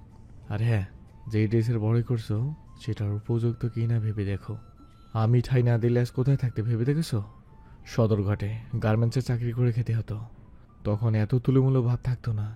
নীল দুনিয়া থেকে বের হও, কার টাকায় পা মাটিতে রাখো না, ভেবে দেখো। কাঠখোট্টা গলায় কথাগুলো বলেই বেরিয়ে গেল তৌসিফ। মেজাজটাই যেন খারাপ হয়ে গেল। মনে মনে বিশ্রী এক গালি দিতেও যেন ভুলল না। প্যান্টের পকেটে হাত দিতেই দেখলো সিগারেটের প্যাকেটটা নেই। এবার বেজায় বিরক্ত তৌসিফ। মুখটা যেন বিতৃষ্ণা লাগছে তার। একটা সুকটান এখন দিতে হবেই। ধূপধাপ পা ফেলে রুমে ঢুকে ড্রয়ার হাতড়ে প্যাকেট নিল। লাইটার দিয়ে জ্বালিয়ে মুখ গুজে লম্বা এক টান নিল। মুহূর্তেই নাক মুখ দিয়ে গলগলিয়ে ধোয়া বের হলো। সবাইকে কাজ বুঝিয়ে দেওয়া হয়েছে, কাজীও শীঘ্রই চলে আসবে। মেহেদিরা আসলেই তৌসিফ আগে বিয়েটা পড়াবে। খাওয়া দাওয়া হাল হকিকত জিজ্ঞাসা করার বহুত সময় আছে। মাথাটা এগিয়ে দিল তৌসিফ। সাইড থেকে চিনচিন করছে, তবে খুবই অল্প। হঠাৎ কারো কাশির শব্দ পেয়ে হাতে থাকা সিগারেটটার দিকে তাকালো তৌসিফ। খেয়াল করলো কাশতে কাশতে ওর দিকে তেড়ে আসছে পৌষ, পরনে পাকিস্তানি এক গারারা। উল্টে পড়বে নাকি উষ্টা খাবে সেই খেয়াল নেই। তৌসিফ মাথাটা তুলেই কোনো মতে শুধু বলেছে, উষ্টা খাবে তো হানি। কথাটা বলেই যেন আরো খেয়ে পালো সে তার হানিকে। এক ঝটকায় তৌসিফের কিছুটা উপরে উঠে এলো পৌষ। ঝাঁঝালো গলায় বলে উঠল, আমি উষ্টা খেয়ে বুষ্টা হয়ে যাই, এরপর বুষ্টা হয়ে চাঁদের দেশে চলে যাই। সেখানে গিয়ে কাঁথা বানাই, সেই কাঁথা ফিক্কে ফিক্কে পৃথিবীবাসীকে পাঠাই। তাতে আপনার কি? হ্যাঁ। তৌসিফ জেনা চাইতেই সুনামি ডেকেছে তাও খুব সহজে বুঝে গেল। এলোমেলো চুলে বউটাকে ঠাকুরমার ঝুড়ির ডাইনির মতো লাগছে। এই কথা অবশ্য বলা যাবে না, বললেই জাহাপনার হুকুম তামিল করে গর্দান যাবে। তৌসিফ আবার কচিতে কচিতে বউকে সালাম দিয়ে চলে। এই যেমন এই মুহূর্তে বউ খ্যাপাটে হয়ে আছে, যে কোনো মুহূর্তে সে হামলা দিতে পারে। তৌসিফ এই অবস্থায় শান্ত। সংসার সুন্দর করার এক মোক্ষম হাতিয়ার হলো চুপ থাকা। একজন আগুন তো অন্যজন পানি। আগুন কখনো আগুন নেভায় না, আবার পানিও পানিতে কোনো উদ্দীপনা সৃষ্টি করে না। তারা একদমই নিটল। তাই তো হতে হবে বিপরীতমুখী। তৌসিফ আপাতত পানির ভূমিকায় আছে, কারণ বউ আছে আগুনের ভূমিকায়। এর কারণ অবশ্য যথাযথ। সিগারেট খাওয়া পছন্দ করে না পৌষ, মেয়েটার কাশি উঠে যায়। তৌসিফও ততটা খাচ্ছে না, তবে মুখের তৃষ্ণা অথবা বহু পুরাতন অভ্যাস যাই হোক না কেন সেটার নিবারক হিসেবে খুব মাঝে মধ্যে সুকটান দেওয়া হয়। পৌষ যে এত তাড়াতাড়ি বেরিয়ে আসবে তাকে জানতো। জানলে বুঝি নিজের বউকে চাঁদে গিয়ে কাঁথা বানানোর মতো কাজে লিপ্ত হওয়ার মতো দুঃখ তৌসিফ দেয়? মোটেও দিত না। হঠাৎই হাতে টান পড়লো। তৌসিফ দেখলো পৌষর হাত ধরে টানছে সিগারেট নিতে। মুখ খুলে তৌসিফ শুধু জিজ্ঞাসা করলো, আহ, এটা টানছো কেন? ফেলছি তো। ফেলবেন কেন? আমি খাবো, দিন আমায়। এখনই দিন, আমিও খাই। দেখি কি এমন আছে যা আপনাকে টানে। কোন সুখ আছে এটাতে যা আপনাকে ছাড়তে দেয় না? এটা কি এমন মধু আছে এটাতে? বলুন আমাকে, দিন না, আমিও খাবো, দেখবো আজ। মুখে বলতে বলতে সমান তালে টানছে পৌষ। তৌসিফ জানে বউ তার কিছুটা তার ছিঁড়া, তাই তো ঝট করে আগে সিগারেটটা নিভালো। এক হাতে পৌষকে আটকে রেখে অন্য হাতে থাকা সিগারেট ফেলে দিয়ে আস্তে করে বলল, আচ্ছা রে বাবা, আর খাবো না। আমি কেন আপনার বাবা হব? বউ লাগি, বউ। ব যোগ উ, বুঝেছেন? বুঝেছি। সিগারেট খাবো। দেওয়া যাবে না। কেন? হৃৎপিণ্ডে হামলা দিবে। ও তাই নাকি? আহা, ইহা কিতা বলিলেন আপনি? ও মা, এ তো আজ প্রথমবার শুনলাম। কি আশ্চর্য, আমি তো বিস্মিত হয়ে গেলাম। এই ধরুন আমায়, এই কথা শোনার আগে আমি মরে গেলাম না কেন? সিগারেট হৃৎপিণ্ডে হামলা দেয়? কি অবাক করা কথা! হায় তবা, 3 বার তবা। এমন বিশ্রীভাবে যে পৌষ ভেঙাবে তা কোশ্চিনকালেও ভাবেনি তৌসিফ। মুখটাকে চার ট্যামড়া করে ব্যঙ্গ করে যাচ্ছে পৌষ। কটূক্তিগুলো খুব সহজে হজম করে চুপ করে তৌসিফ হাত বাড়ালো। পৌষের চুলে হাত দিতে নিলেই তড়াক করে সরে দাঁড়ালো পৌষ। একদম শটান হয়ে দাঁড়িয়ে পাংশুটে মুখ করে বলল, আজ আমার ধারে কাছেও আসবেন না আপনি। যেদিন এই সিগারেট ছাড়তে পারবেন সেদিন আসবেন। তৌসিফ উঠে দাঁড়ালো, বেশ ঠান্ডা স্বরে বলল, আর খাবো না। এই কথা আপনি আগেও বলেছেন, কথা রেখেছিলেন। কণ্ঠে কাঁপন বোঝা গেল। বেইমান চোখ দুটো ভরে উঠল, ঠোঁট দুটো সমান তালে কেঁপে যাচ্ছে। তারা ভেঙে পড়ে কাঁদতে চাইছে, হয় রাগ না হয় অভিমান। কোনো এক কারণে এই দশা পৌষ রাতের, সঠিক কারণ তার জানা নেই। তৌসিফ মনোযোগ দিয়ে দেখলো ওকে, অতঃপর এক হাত ধরে নিল। পৌষ ঝটকা দিয়ে সরাতে চাইলেও সরালো না। ও এতটুকু তো বুঝেছে পুরুষ মানুষ প্রত্যাখ্যান জিনিসটা ততটা পছন্দ করে না। আর সেই পুরুষ যদি হয় তৌসিফ তালুকদার, তাহলে তো কিচ্ছাই খতম। তৌসিফ পৌষের হাতটা নিয়ে স্থান দিল নিজের বুকে, সময় নিয়ে অনুভব করালো তার সিস্টল ডায়াস্টল। কিছু পল যেতে নম্র স্বভাব নিয়ে বলল, কথা দিচ্ছি আর খাবো না। যে কথা রাখতে পারবে না সে কথা দিয়ে লাভ কি? আচ্ছা, মাঝে মধ্যে খাবো। না। সপ্তাহে একটা। না। মাসে। না। ও প্লিজ পৌষরাত, বছরে একটা খাওয়া না খাওয়া একই কথা। পৌষ খিটমিট করে বলে উঠল, কখন বলেছি বছরে একটার অনুমতি দিব? ছাড়ুন হাত। তৌসিফ ছাড়ল না। পৌষের কোমর জড়িয়ে নিয়ে কিছু বলতে নিলে পৌষ ওয়াক ওয়াক করে উঠল। তৌসিফ কিছু বলার বা করার আগে পৌষ ওকে ছাড়িয়ে নিয়ে বলল, আপনার মুখে গন্ধ। তৌসিফ এই পর্যায়ে খুব অসহায় বোধ করলো। এ কি এক বউ তার, পুরাই পৌষ মাসের মতো। এই বৃষ্টি তো এই গরম। মেহেদিরা পৌঁছালো ঘন্টাখানেক দেরি করে। আসার পথে গাড়ি অ্যাক্সিডেন্ট হয়েছে। কেউ যদিও আহত হয়নি, তবে মুরব্বি ধাঁচে দুইজন বলা বলি করেছে পথে বাধা যেহেতু এসেছে এই বিয়েতে তাহলে না আগানোই ভালো। মেহেদি অবশ্য পাত্তা দেয়নি, তবে ওর বাবা মা চোখে মুখেও আতঙ্কের ছাপ দেখা গিয়েছে। মেহেদি যেন দেখেও দেখে না। তৌসিফ ভাই তার জন্য অনেক করেছে, আজ যখন তার জন্য কিছু করার পালা, তখন মেহেদি পিছিয়ে থাকবে না। তার নিজের তো কোনো পছন্দ নেই, বিয়ে তো করবেই, তাহলে তাকেই করুক যাকে তৌসিফ ভাই পছন্দ করে দিল। নিশ্চিত এর মধ্যে ভালো কিছু আছে। ওরা সবাই ড্রয়িং রুম জুড়ে বসেছে। তখনই দেখা মিলল তৌসিফের রুম থেকে বের হচ্ছে। পরনে তার সাদা একটা সিম্পল পাঞ্জাবি, তবে হাতের কাজ করা বুকের দিকে আর হাতে মুখ ভরা তার দাড়ি। দেখতে চমৎকার দেখালো, অতি সুন্দর একজন পুরুষ সে। তার কাছে যেন বর বেশে থাকা মেহেদি ও ফিকে। মেহেদি যদিও ততটা সাজসজ্জা করেনি, সাধারণ এক পাঞ্জাবি পরেছে। তৌসিফ বের হতে পিছন পিছন পৌষ বের হলো। কাজ ছাড়া এক গাগরা পরে মাথায় হিজাব পরেছে সে। সাজ বলতে শুধু ঠোঁটে একটু লিপস্টিক। তৌসিফ না করেছে সাজতে, পৌষও মেনে নিয়েছে। তৌসিফ কাজীকে শুরুতেই বলল, বিয়েটা আগে হোক। কাজী মাথা নাড়ালেন। একজন মুরব্বী বললেন, এত তাড়া কিসের বাবা, আগে তো। তৌসিফ গমগমে স্বরে বলল, কি মেহেদি, বিয়ে করবে না? জি জি ভাই। তাড়াহুড়ো করে বলে উঠল মেহেদি। তৌসিফ বাঁকা হেসে মিনুকে বলল, সোহাকে আনো। মিনিট দুই যেতে সোহার আগমন ঘটল। সেই কম দামি শাড়িটি তার পরনে। তৌসিফ ফিরেও তাকালো না। মেহেদির পাশে ফাঁকা জায়গা তাকে বসানো হলো। সোহা শক্ত হয়ে রইল যেন। কাজী কবুল বলতে বললেও সোহা যখন চুপ করে রইল, তখন পৌষ এগিয়ে এলো, সোহার পাশে বসে হাতটা ধরল। ও জানে এ সময় কেমন লাগে। পৌষেরও এমন দিন গিয়েছে, তার পাশে কেউ ছিল না, কেউ না। যারা এতিম তাদের আল্লাহবাদে কেউ নেই। এই যে সোহা, ওরও কেউ নেই। পৌষ সব খারাপ কিছু ভুলে সোহার হাত শক্ত করে ধরে আস্তে করে বলল, কবুল বলে দিন আপু, উনি আপনার জন্য নিশ্চিত খারাপ কাউকে পছন্দ করবেন না। নিজের দায়িত্ব উনি যথাযথভাবেই পালন করবেন। সরল মনা পৌষ কথাটা বলতে সোহা মুখ ফুটে কবুল বলল। ও জানে ওর আগে পিছে কেউ নেই, এই বিয়ে ওকে করতেই হবে। সোহা কবুল বলা মাত্রই মেহেদিও কবুল বলল। সকলে আলহামদুলিল্লাহ বলতেই তৌসিফ নিজ হাতে সবার আগে জামাই বউ, অতঃপর একে একে সবার মিষ্টি মুখ করালো। তার মুখটা হাসি হাসি। পৌষ চমকালো, খুব অবাক হলো। লোকটা গিরগিটি, কিভাবে রং বদলালো। এতক্ষণ মুখটা কেমন ভারী ভারী করে রেখেছিল, অথচ এখন যেই না বিয়েটা হলো অমনি সে রং বদলাচ্ছে। বাকিরাও অবশ্য চমকেছে, বিশেষ করে মেহেদির বাবা মা। তারা যেন শো এসেছে। বলার বা করার কিছুই নেই। তাদের মতো মধ্যবিত্ত পরিবারে কেন নিজের সৎবোন বিয়ে দিচ্ছে তৌসিফ, এর উত্তর তাদের জানা নেই, না জিজ্ঞাসা করার সাহস আছে। খাওয়া দাওয়া হতে সোহাকে বিদায় দেওয়া হলো। গলা ছেড়ে মিনু কাঁদলো। সোহা পাথর বনে আছে। ওর সামনে অতি কম দামি একটা গাড়ি, তাও ভাড়া করা।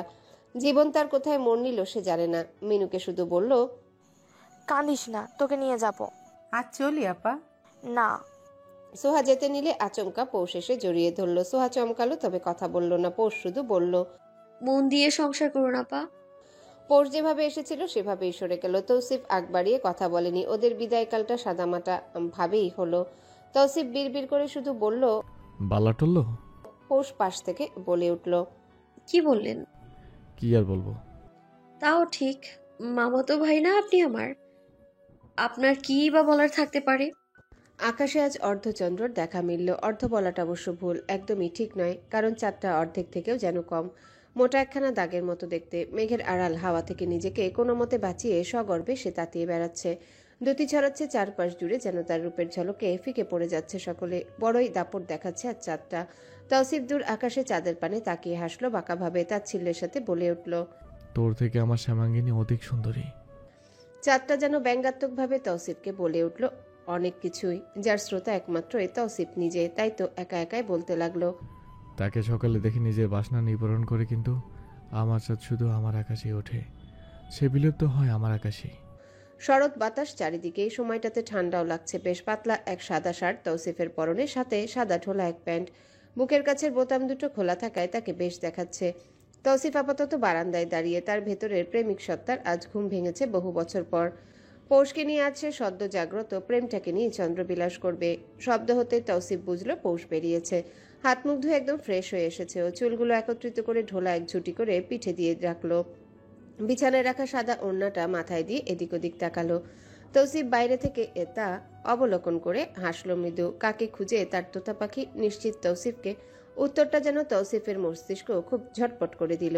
পৌষ ডাক দিল, আপনি কি বারান্দায়? জবাব এলো না। পৌষের রাগ হলো, এই বেটা হয়েছে এক খাটাস। এই যে পৌষ তখন একটু ফোনটা হাতে তুলেছিল কাউকে কল দিতে, তৌসিফ কল লাগাতে দিল না। ফোন কেড়ে নিয়ে সে ঠেলে ঠুলে পৌষকে ঢুকালো ওয়াশরুমে। সোজাসাপটা বলেও দিল গম্ভীর কণ্ঠে, যাতে পৌষ কাপড় বদলে গোলাপি রঙের কুর্তিটা পরে। পৌষ ভাবলো, হাই কপাল, ওর জামাইটার কি হলো? মানুষটার মুখটা কেন হুতুম পেঁচার মতো দেখায়? কেলেঙ্কারি বুঝি কিছু হলো? কিন্তু কই, এই লোকের বিনা কারণে করা হুমড়ি তুমড়ি সব এখন পাত্তা নেই। পৌষ এবার বিছানায় পা ঝুলিয়ে বসলো। বিনা কারণে 1-2 গুনলো 10 পর্যন্ত, অতঃপর জোরে গলা ফাটিয়ে ডাকলো, এ মামাতো ভাই, কই আপনি? আমার জামাই কই? দেখেছেন তাকে? এই ডাক না হলেও 1 কিলোমিটার দূরত্ব অতিক্রম করেছে। তৌসিফ যেন তড়িঘড়ি করে রুমে ঢুকলো। পৌষের ঠোঁটে বিজয়ের হাসি। ও যেন চাইছিল এই তৌসিফ এভাবে আসুক। মেয়েটা চালাক হয়েছে বটে, তার চালাকি ধরে ফেললো তৌসিফ অতি সহজে। বিড়াল পায়ে এগিয়ে এসে হাত বাড়িয়ে দিল পৌষের পানে। পৌষ বাড়িয়ে দেওয়া হাতটার মাঝে নিজের হাতটা অনতিবিলম্বে দিয়ে দিল। মুহূর্তেই ছোটখাটো হাতটার কবজি আটকা পড়লো খসখসা বড় পাঞ্জার মাঝে। অল্প টান লাগতেই পৌষ উঠে দাঁড়ালো। তৌসিফ হাঁটছে, পৌষর পিছু পিছু পা বাড়াচ্ছে। দরজা পর্যন্ত যেতেই পৌষ জিজ্ঞাসা করলো, কোথায় যাচ্ছি? বাইরে। হ্যাঁ হ্যাঁ, তা তো জানি, কিন্তু এত রাতে? তাতে কি, জামাইয়ের সাথে যাচ্ছ। তো মানে? জামাই হলো the most ever risk zone. যখন তখন এর মতলব খারাপ হয়ে যেতে পারে, ভরসা নেই। তাই নাকি? আবার জিগায়। তৌসিফ ফিরে তাকালো এক পলক, অতঃপর মৃদু হেসে উঠল। পৌষ যেন মরমর করে ভেঙে গেল, একদম গুড়িয়ে গেল। তার শরীর যেন চলা বন্ধ করলো লোকটার হাসি। হায়, পৌষ না মরেই যায় হাসি দেখে। এক পুরুষের প্রেমে রোজ নিয়ম করে 3 বেলা হাবুডুবু খায় পৌষ, আজও বাদ গেল না। ভাবনায় ডুবে থাকা পৌষ কখন যে নিচে পৌঁছালো তা যেন খেয়ালই করেনি। বাড়ির সামনে থাকা ঘাট পাড়ে ওদের বর্তমান অবস্থান। পৌষ অবাক চোখে তাকিয়ে রইল যখন তৌসিফের শাহাদাত আঙ্গুল তাক করা স্থানে তাকালো। এই ঘাটটা টাইলস করা, একদমই নিজস্ব, তবে পুরাতন। কিন্তু এখন দেখলে মনে হয় হয়তো সৌন্দর্যের জন্য করা। কিন্তু পৌষ শুনেছিল এটা তৌসিফের বাপদাদার আমলে করা ঘাট। বহু ঘটনায় ঘাট ঘিরে এই ঘাট পাড়ে আসার দরুন তৌসিফও কতটাই না বাজে ব্যবহার করলো ওর সাথে। ঘাটের সিঁড়িগুলোর সাইডে মরিচা বাতি জ্বালানো, বেশ দেখাচ্ছে এটা। সাইডের ফাউন্টেনও কদাচিৎ ছাড়তে দেখেছে পৌষ, আজ তাও দেখলো।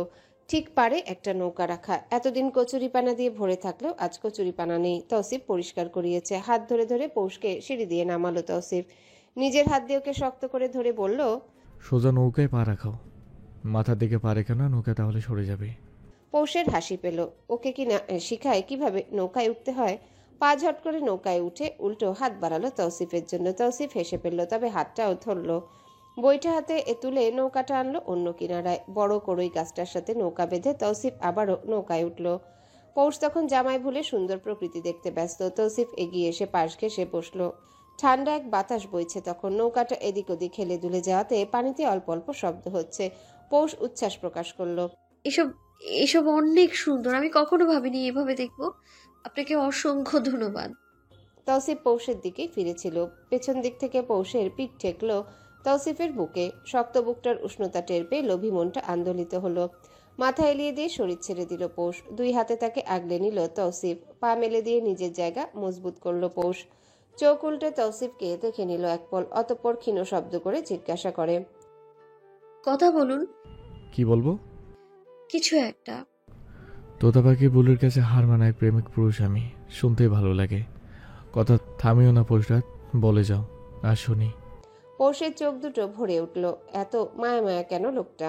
কেন তার পৌষকে এতটা প্রাধান্য দিতে হবে? আজ পর্যন্ত কেউ তো দেয়নি, কেউ ওকে কোনোদিনও পরামর্শ করতে ডাকেনি। অথচ এই মানুষটা এত পরিপাটি হওয়া সত্ত্বেও পৌষকে জিজ্ঞাসা করে হাত ঘড়িটা সহ পড়বে।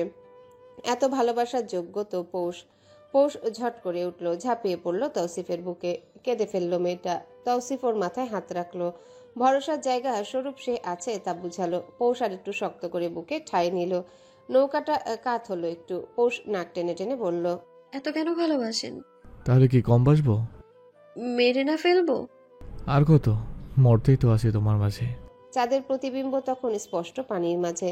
চাঁদের দিকে তাকিয়ে আবার উপহাস করে তৌসিফ। চাঁদ নিজেই লজ্জা পেল যেন এবার। মেঘের আড়ালে লুকিয়ে নিল নিজ অস্তিত্ব। এহেন ও গহীন মুহূর্তে তৌসিফ গলায় এক ঢল প্রেম নিয়ে ডাকলো, পৌষরাত। ছোট একটা ঢোক গিলল তৌসিফ। এই প্রথম সে চাইবে কিছু, সংকোচই লাগছে যেন। তৌসিফ দোনামোনা না করে সরস গলায় আবেদন করলো, আমাদের মাঝে এক টুকরো চা দিলে কি খুব খারাপ হয়ে যাবে পৌষরাত? অবুঝ পৌষ জিজ্ঞাসা করলো, আমি নিজের পরিবার বড় করতে চাই পৌষরাত, এই যেমন তুমি, আমি আর আমার অস্তিত্ব। পৌষ পাথর বনে গেল। চোখ তুলে এক পলক তাকিয়ে লজ্জায় চোখ নামিয়ে নিল। দুজনেই চুপচাপ। রা নেই কারো মুখে। মাঝে মধ্যে শুধু ভারী নিঃশ্বাস শোনা গেল, হয়তো মান্যতার অথবা অমান্যতার।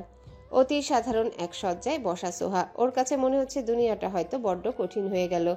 এই রুমে এসি নেই, মাথার উপর জিএফসির একটা ফ্যান ঘুরছে। ঘুরছে বললেও ভুল হবে, এই ফ্যান শুধু পাখাগুলো গোল গোল ঘুরাচ্ছে।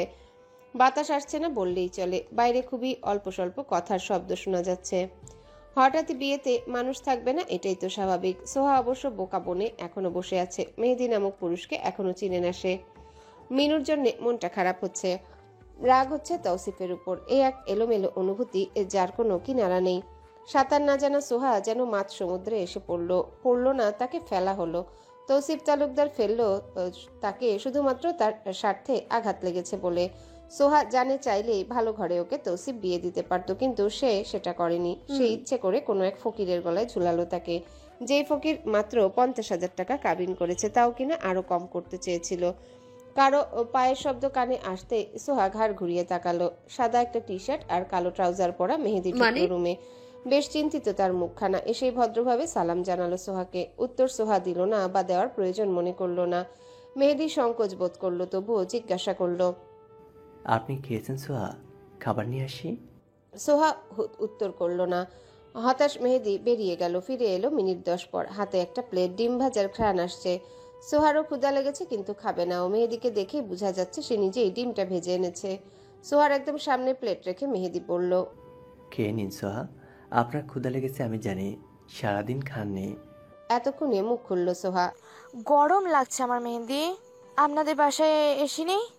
মেহেদি যেন লজ্জা পেল। তাড়াতাড়ি উঠে আগে ফ্যানের পাওয়ার বাড়ালো, অতঃপর সোহাকে দেখে নিয়ে বলল, আগে ফ্রেশ হলে ভালো লাগতো আপনার। আমাদের ওয়াশরুম তো দেখছি না। মেহেদি সংকোচ বোধ করলো, বলল, আসলে ওয়াশরুম দুটো, মা বাবা বৃদ্ধ মানুষ, তাদের রুমে একটা, আরেকটা কমন ওয়াশরুম, ওটাই আমি ব্যবহার করি। সোহা যেন আকাশ থেকে ছিটকে পৃথিবীর বুকে পড়ল। কমন ওয়াশরুম, সেটা কিনা তার ব্যবহার করতে হবে? রাগে মুখটা যেন লাল হয়ে এলো। ফুসতে ফুসতে বলল, বউ যদি ঠিকঠাক পালতেই না পারেন তাহলে বিয়ে কেন করলেন? মেহেদি অবাক চোখে তাকালো। এত সুন্দর মেয়ে, অথচ কণ্ঠ কতটা তীক্ষ্ণ। মেহেদি বেশ স্বাভাবিক গলায় বলল, ভাই তো জানতেন সোহা, আপনি এভাবে কেন কথা বলছেন? সোহা দমে গেল। সামনের জন্য দোষ নেই কোনো, তা তার জানা। মানুষটার দিকে তাকিয়ে বেশি উচ্চ বাক্য করা সম্ভব হচ্ছে না তার। কোনো মতে সোহা বলল, ড্রেস চেঞ্জ করব। Yeah sure. বলেই মেহেদি উঠে দাঁড়ালো। নিজেই সোহার এক সেট ড্রেস বের করে দিল। সোহার দিকে তাকিয়ে বলল, চলুন আমি দেখিয়ে দিচ্ছি। মেহেদির পিছু পিছু পা বাড়ালো সোহা। অনাকাঙ্ক্ষিত এক জীবনে জড়িয়ে গেল মেহেদির সাথে। ছোটখাটো এক ওয়াশরুম, হাই কমোটো নেই। অসহায় সোহা কোনো মতে শরীরে পানি ঢেলে গোসল সারলো। চোখ দিয়ে পানি গড়ালো তার। এর কারণ অবশ্য তার জানা নেই। কুর্তি সেটটা পরে বের হতেই দেখলো দরজায় মেহেদি দাঁড়িয়ে। অবাক হলো সোহা। এভাবে দাঁড়িয়ে থাকার দরকার ছিল না। সোহাকে রুমে খেতে দিয়ে বাইরে দিয়ে দরজা আটকে মেহেদি বেরোলো। ফিরে এলো আধা ঘন্টা পর, হাতে এক বালতি, ট্রাউজারটা হাঁটু পর্যন্ত গুটানো, টি শার্ট ভিজেছে কিছুটা। সোহাকে অবাক করে দিয়ে বারান্দায় সোহার কাপড়গুলো মেলে দিল মেহেদি। সোহা হাঁ করে তাকিয়ে রইল। কাপড় তো সারা জীবন এভাবেই ফেলে আসে, বুয়া আছে তারা ধুয়ে দেয়। তবে আজ কি হলো? মেহেদিদের কি বুয়া নেই? মেহেদি কেন সব ধুয়ে দিল? শত হলেও সোহা একজন মেয়ে, তার লজ্জা লাগলো। জানলে হয়তো নিজেই ধুয়ে দিত, তবুও অন্তত বাসর রাতে স্বামীকে দিয়ে এসব করাতো না। অহংকারী সোহা হঠাৎই যেন নরম হলো। মেহেদি হাসি মুখে এগিয়ে এলো। ওয়ার্ড্রপ থেকে একটা টি শার্ট বের করে পরনেরটা খুলে ওটা পরে নিল। ড্যাব ড্যাব করে ওর দিকে তাকিয়ে রইল সোহা। কি যেন হলো? নিজেই খাটে রাখা সাদা ভেজা টি শার্টটা বারান্দায় মেলে দিয়ে এলো। আশ্চর্য হয়ে তাকিয়ে রইল মেহেদি। এত বড়লোক বাড়ির মেয়ে তার টি শার্ট মেলে দিয়ে এলো? সোহা ফিরতে মেহেদি নরম স্বরে বলল, বসো। সোহা পা তুলে বিছানায় বসতে মেহেদিও সম্মুখে বসলো। বেশ সরল গলায় বলল, আমি খুব ছোট এবং স্বাভাবিক একজন মানুষ সোহা। জানি তো, শিক্ষকতা করে স্যালারি হাই না আবার লো না। মা বাবা আর আমি, এই তো সংসার। তাদের খরচপাতি আর বাকিটা সংসার দিয়ে সুন্দর চলে যায় আমার। আমরা এক কথা নিম্ন মধ্যবিত্ত অথবা উচ্চ মধ্যবিত্ত। মাঝে মধ্যে সংসারে টান পড়ে যখন বাড়তি খরচটা বেশি হয়। এই যে দেখো, মাসের শেষ দিকে বিয়ে করলাম, বিরাট এক খরচ গেল। কিছু না করতেও এই পর্যন্ত লাখ টাকার কাছাকাছি ভাঙ্গা হলো। সোহা অবাক। কি চাপা মারছে? লাখ টাকা কোথায় খরচ করলো? সোহাকে অবাক করে দিয়ে মেহেদি 50,000 টাকা ওর হাতে দিয়ে বলল, তোমার মহারণা, এটা শোধ করে দিলাম। এই যে আমাকে দেখছো, আমার কাছে আর মাত্র 500 টাকা আছে। যাকে দিল আর পড়বে না। এটা দিয়ে আগামী 4 দিন চলতে হবে। স্যালারি পেতে 4 দিন বাকি আছে। সোহা অবাক হলো। মেহেদির দিকে তাকিয়ে হঠাৎই বলে উঠল, টাকাটা লাগবে না। গরিব হতে পারি, তাই বলে কি বউয়ের হক মারব? লাগবে না আমার। আমারও লাগবে না। এই না বললেন টাকা নেই? আছে তো টাকা, 500 টাকা আছে। ওটা টাকা? মেহেদি হাসলো, বলল, এই 500 টাকা তোমার স্বামী কোনো এককালে টানা মাসের পর মাস সকালের নাস্তা না খেয়ে জমাতো। সোহার আচমকা খেয়াল হলো ওর শিকড় কোথায়। মেহেদির থেকেও নিচু তার পরিবার। সোহা কতকাল না খেয়ে থেকেছে। সকালে একই, তাকে তো কেউ 500 টাকা দিত না। মায়ের কাছ থেকে কত ভাত চাইতো, মাও দিত না। বাবা তো ফিরেও তাকাতো না। কত ছলে বলেই না মা তৌসিফের বাবার গলায় ঝুলিয়ে দিল ওকে। অল্প পানির মাছের মতো সোহাও বেশি পানিতে এসে লাফাতে লাগলো। তৌসিফের সম্পত্তি ভোগ করতে লাগলো। আচমকাই সোহার হাতে স্পর্শ হওয়াতে ওর ধ্যান ভাঙলো। মেহেদি তাকিয়ে ওর পানে। সোহা তাকালো ওর চোখের দিকে। চোখের যে ব্যাখ্যা করার ক্ষমতা তা বোধহয় মুখের নেই। মেহেদির চোখ দুটো জলজল করছে। সর্বদা লোভে মুড়ে থাকা সোহা আজ যেন নিজের খোলস ত্যাগ করলো। হঠাৎই ওর মন চাইলো শুধুমাত্র কারো বউ হতে। এই যে সম্মুখে বসা মেহেদি, যাকে সোহা ঠিকঠাক ভাবে চিনেও না, তাকে হঠাৎ করে আপন মনে হলো। মেহেদির ধরা হাতটার উপর নিজের হাত রাখলো সোহা। চোখের দিকে গাঢ় চাহনি দিল। বিপরীতে মেহেদি হাসলো। আশ্চর্য, এই ছেলে এভাবে কেন হাসে? তার হাসি দেখে হঠাৎ করে সোহার মনে হলো তার জীবনে হয়তো কোনো পুণ্য ছিল, তাই হাসি দেখার তৌফিক হলো তার। রাত পেরিয়ে সকাল হওয়ার ভাবখানা। আকাশের বুক চিরে সূর্য উকি দিবে দিবে। চারিদিকে কুয়াশায় আচ্ছন্ন, কিছুই দেখা যাচ্ছে না। দিনে ঠান্ডা নেই, অথচ ভোরের দিকে প্রকৃতি এমন ভাব দেখায় যেন ডিসেম্বরে শীত এসেছে। ঘোলা ঘোলা পরিবেশে পাখির দল কিচিমিচি করে যাচ্ছে একটানা। তালুকদার বাড়ি এখন নীরবতায় ঘেরা। তৌসিফের বুকে গুটিসুটি দিয়ে ঘুমাচ্ছে পৌষ। রাতে 2:30টার দিকে আজ ক্ষুধা লেগেছিল ওর। খেলো একটু, অতঃপর হঠাৎ পেট ব্যথায় কুকড়ে শুয়ে পড়লো। তৌসিফ এত উঠাতে চাইলো, লাভ হলো না। মেয়েটা কথা শুনলই না। অগত্যা তৌসিফ ওকে বুকে নিয়ে ঘুমালো। মান্থলি ডেট হতো না, তাহলে কেন পেট ব্যথা হলো তৌসিফ বুঝলো না। ডক্টর দেখাতে হবে এটা ভেবে চোখ বুজেছিল। সূর্যটা যখন উদয় হলো তখন সকাল 8:22। আজ একটু দেরি করে উঠেছে সে। আলসেমি ঝাড়তে ঝাড়তে দুপুর হতেই খাখা রোদ উঠে যাবে, এটাই হচ্ছে এখন। তৌসিফের ঘুম হালকা হলো। চোখ খুলে আগে বুকে থাকা বউকে চুমুক দিল। সে এখনো ঘুমে কাদা। ওকে বিছানায় রেখেই নিজে উঠে গেল। ফ্রেশ হয়ে একেবারে জিম স্যুট পরে আরেকবার পৌষকে দেখে নিল। কাঁথার নিচে পৌষের পেটে হাত দিয়ে একটু হাত বুলিয়ে কপালে চুমু দিয়ে এসিটা অফ করে ফ্যান ছেড়ে রাখলো শুধু। ঠান্ডায় একদম গুটিয়ে আছে। নিজের প্রোটিন শেক নিয়ে দরজা আটকে তৌসিফ বেরিয়ে গেল। তৌসিফ বাড়ি ফিরল ঠিক 2 ঘন্টা পর। ভেবেছিল বউকে ঘুমন্তই পাবে, কিন্তু তা হয়নি। পৌষ রান্নাঘরে নাস্তা বানাচ্ছে, একপাশে মিনু দাঁড়িয়ে। তার মনটা খারাপ দেখেই বোঝা যাচ্ছে। তৌসিফ সোজা রুমে ঢুকে গোসল সেরে আসলো। রান্নাঘরে ঢুকে হঠাৎ পেছন থেকে পৌষকে জড়িয়ে ধরা মাত্রই পৌষ একদিকে যেমন চমকালো, ঠিক তেমনভাবেই চমকালো উপস্থিত বুয়ারা। মুখ চেপে তারা বেরিয়ে গেল। এদিকে পোষ খেকিয়ে উঠল। জানটা গলায় চলে এসেছিল, লজ্জা লাগলো না আপনার? ছাড়ুন। তৌসিফ নিজের ভেজা চুলগুলো ঝেড়ে দিল পৌষের মুখে। লঘুস্বরে বলল, গুড মর্নিং হানি। আপনার হানি রুটি দিয়ে খান আপনি। কেমন লাগে? তারা সবাই হাসছিল। হাসুক, লজ্জা লাগে তো। লাগুক। খাবেন, চলুন। পৌষকে অবাক করে দিয়ে এই প্রথম তৌসিফ হাতে হাতে পৌষকে সাহায্য করলো। টেবিলে খেতে বসে মিনুকে ডাকলো পৌষ। ওদের সাথেই বসালো। মিনু মাথা নিচু করে খেতে খেতেই ডাকলো, মামা। তৌসিফ তাকাতে মিনু বলল, আমি কি আপার কাছে যাব না? তৌসিফ খাওয়ায় মন দিল, বলল, পরে দেখা যাবে। পৌষ বুঝলো না তৌসিফ কি ভাবছে বা কি চাইছে। খেতে খেতে শুধু বলল, আজ আমাকে কি আপনি ড্রপ করবেন? না, আজ কাজ আছে। আর তুমি আজ বাসায় থাকো, তোমাকে নিয়ে বের হবো আমি। বিশাল বড় মলে তৌসিফের সাথে ঘুরঘুর করছে পৌষ। এটা সেটা করতে করতে ভালোই শপিং করা হয়েছে তাদের। অবশেষে পৌষকে নিয়ে গোল্ডের শপে ঢুকলো তৌসিফ। পৌষ বড় বড় চোখে এদিক ওদিক দেখছে। তৌসিফ নিজের এক হাতের মুঠোয় শক্ত করে পৌষের হাতটা ধরে আছে। মেয়েটা যে পরিমাণ ছটফট করে না জানি কখন হাত ছাড়িয়ে কোথায় চলে যায়।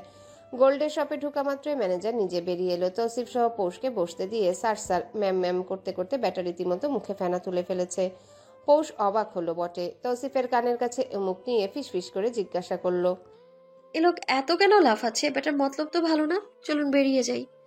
তৌসিফ এক পলক তাকালো, শান্ত স্বরে বলল, একটু বসো। ম্যানেজার সেই মুহূর্তে বলে উঠল।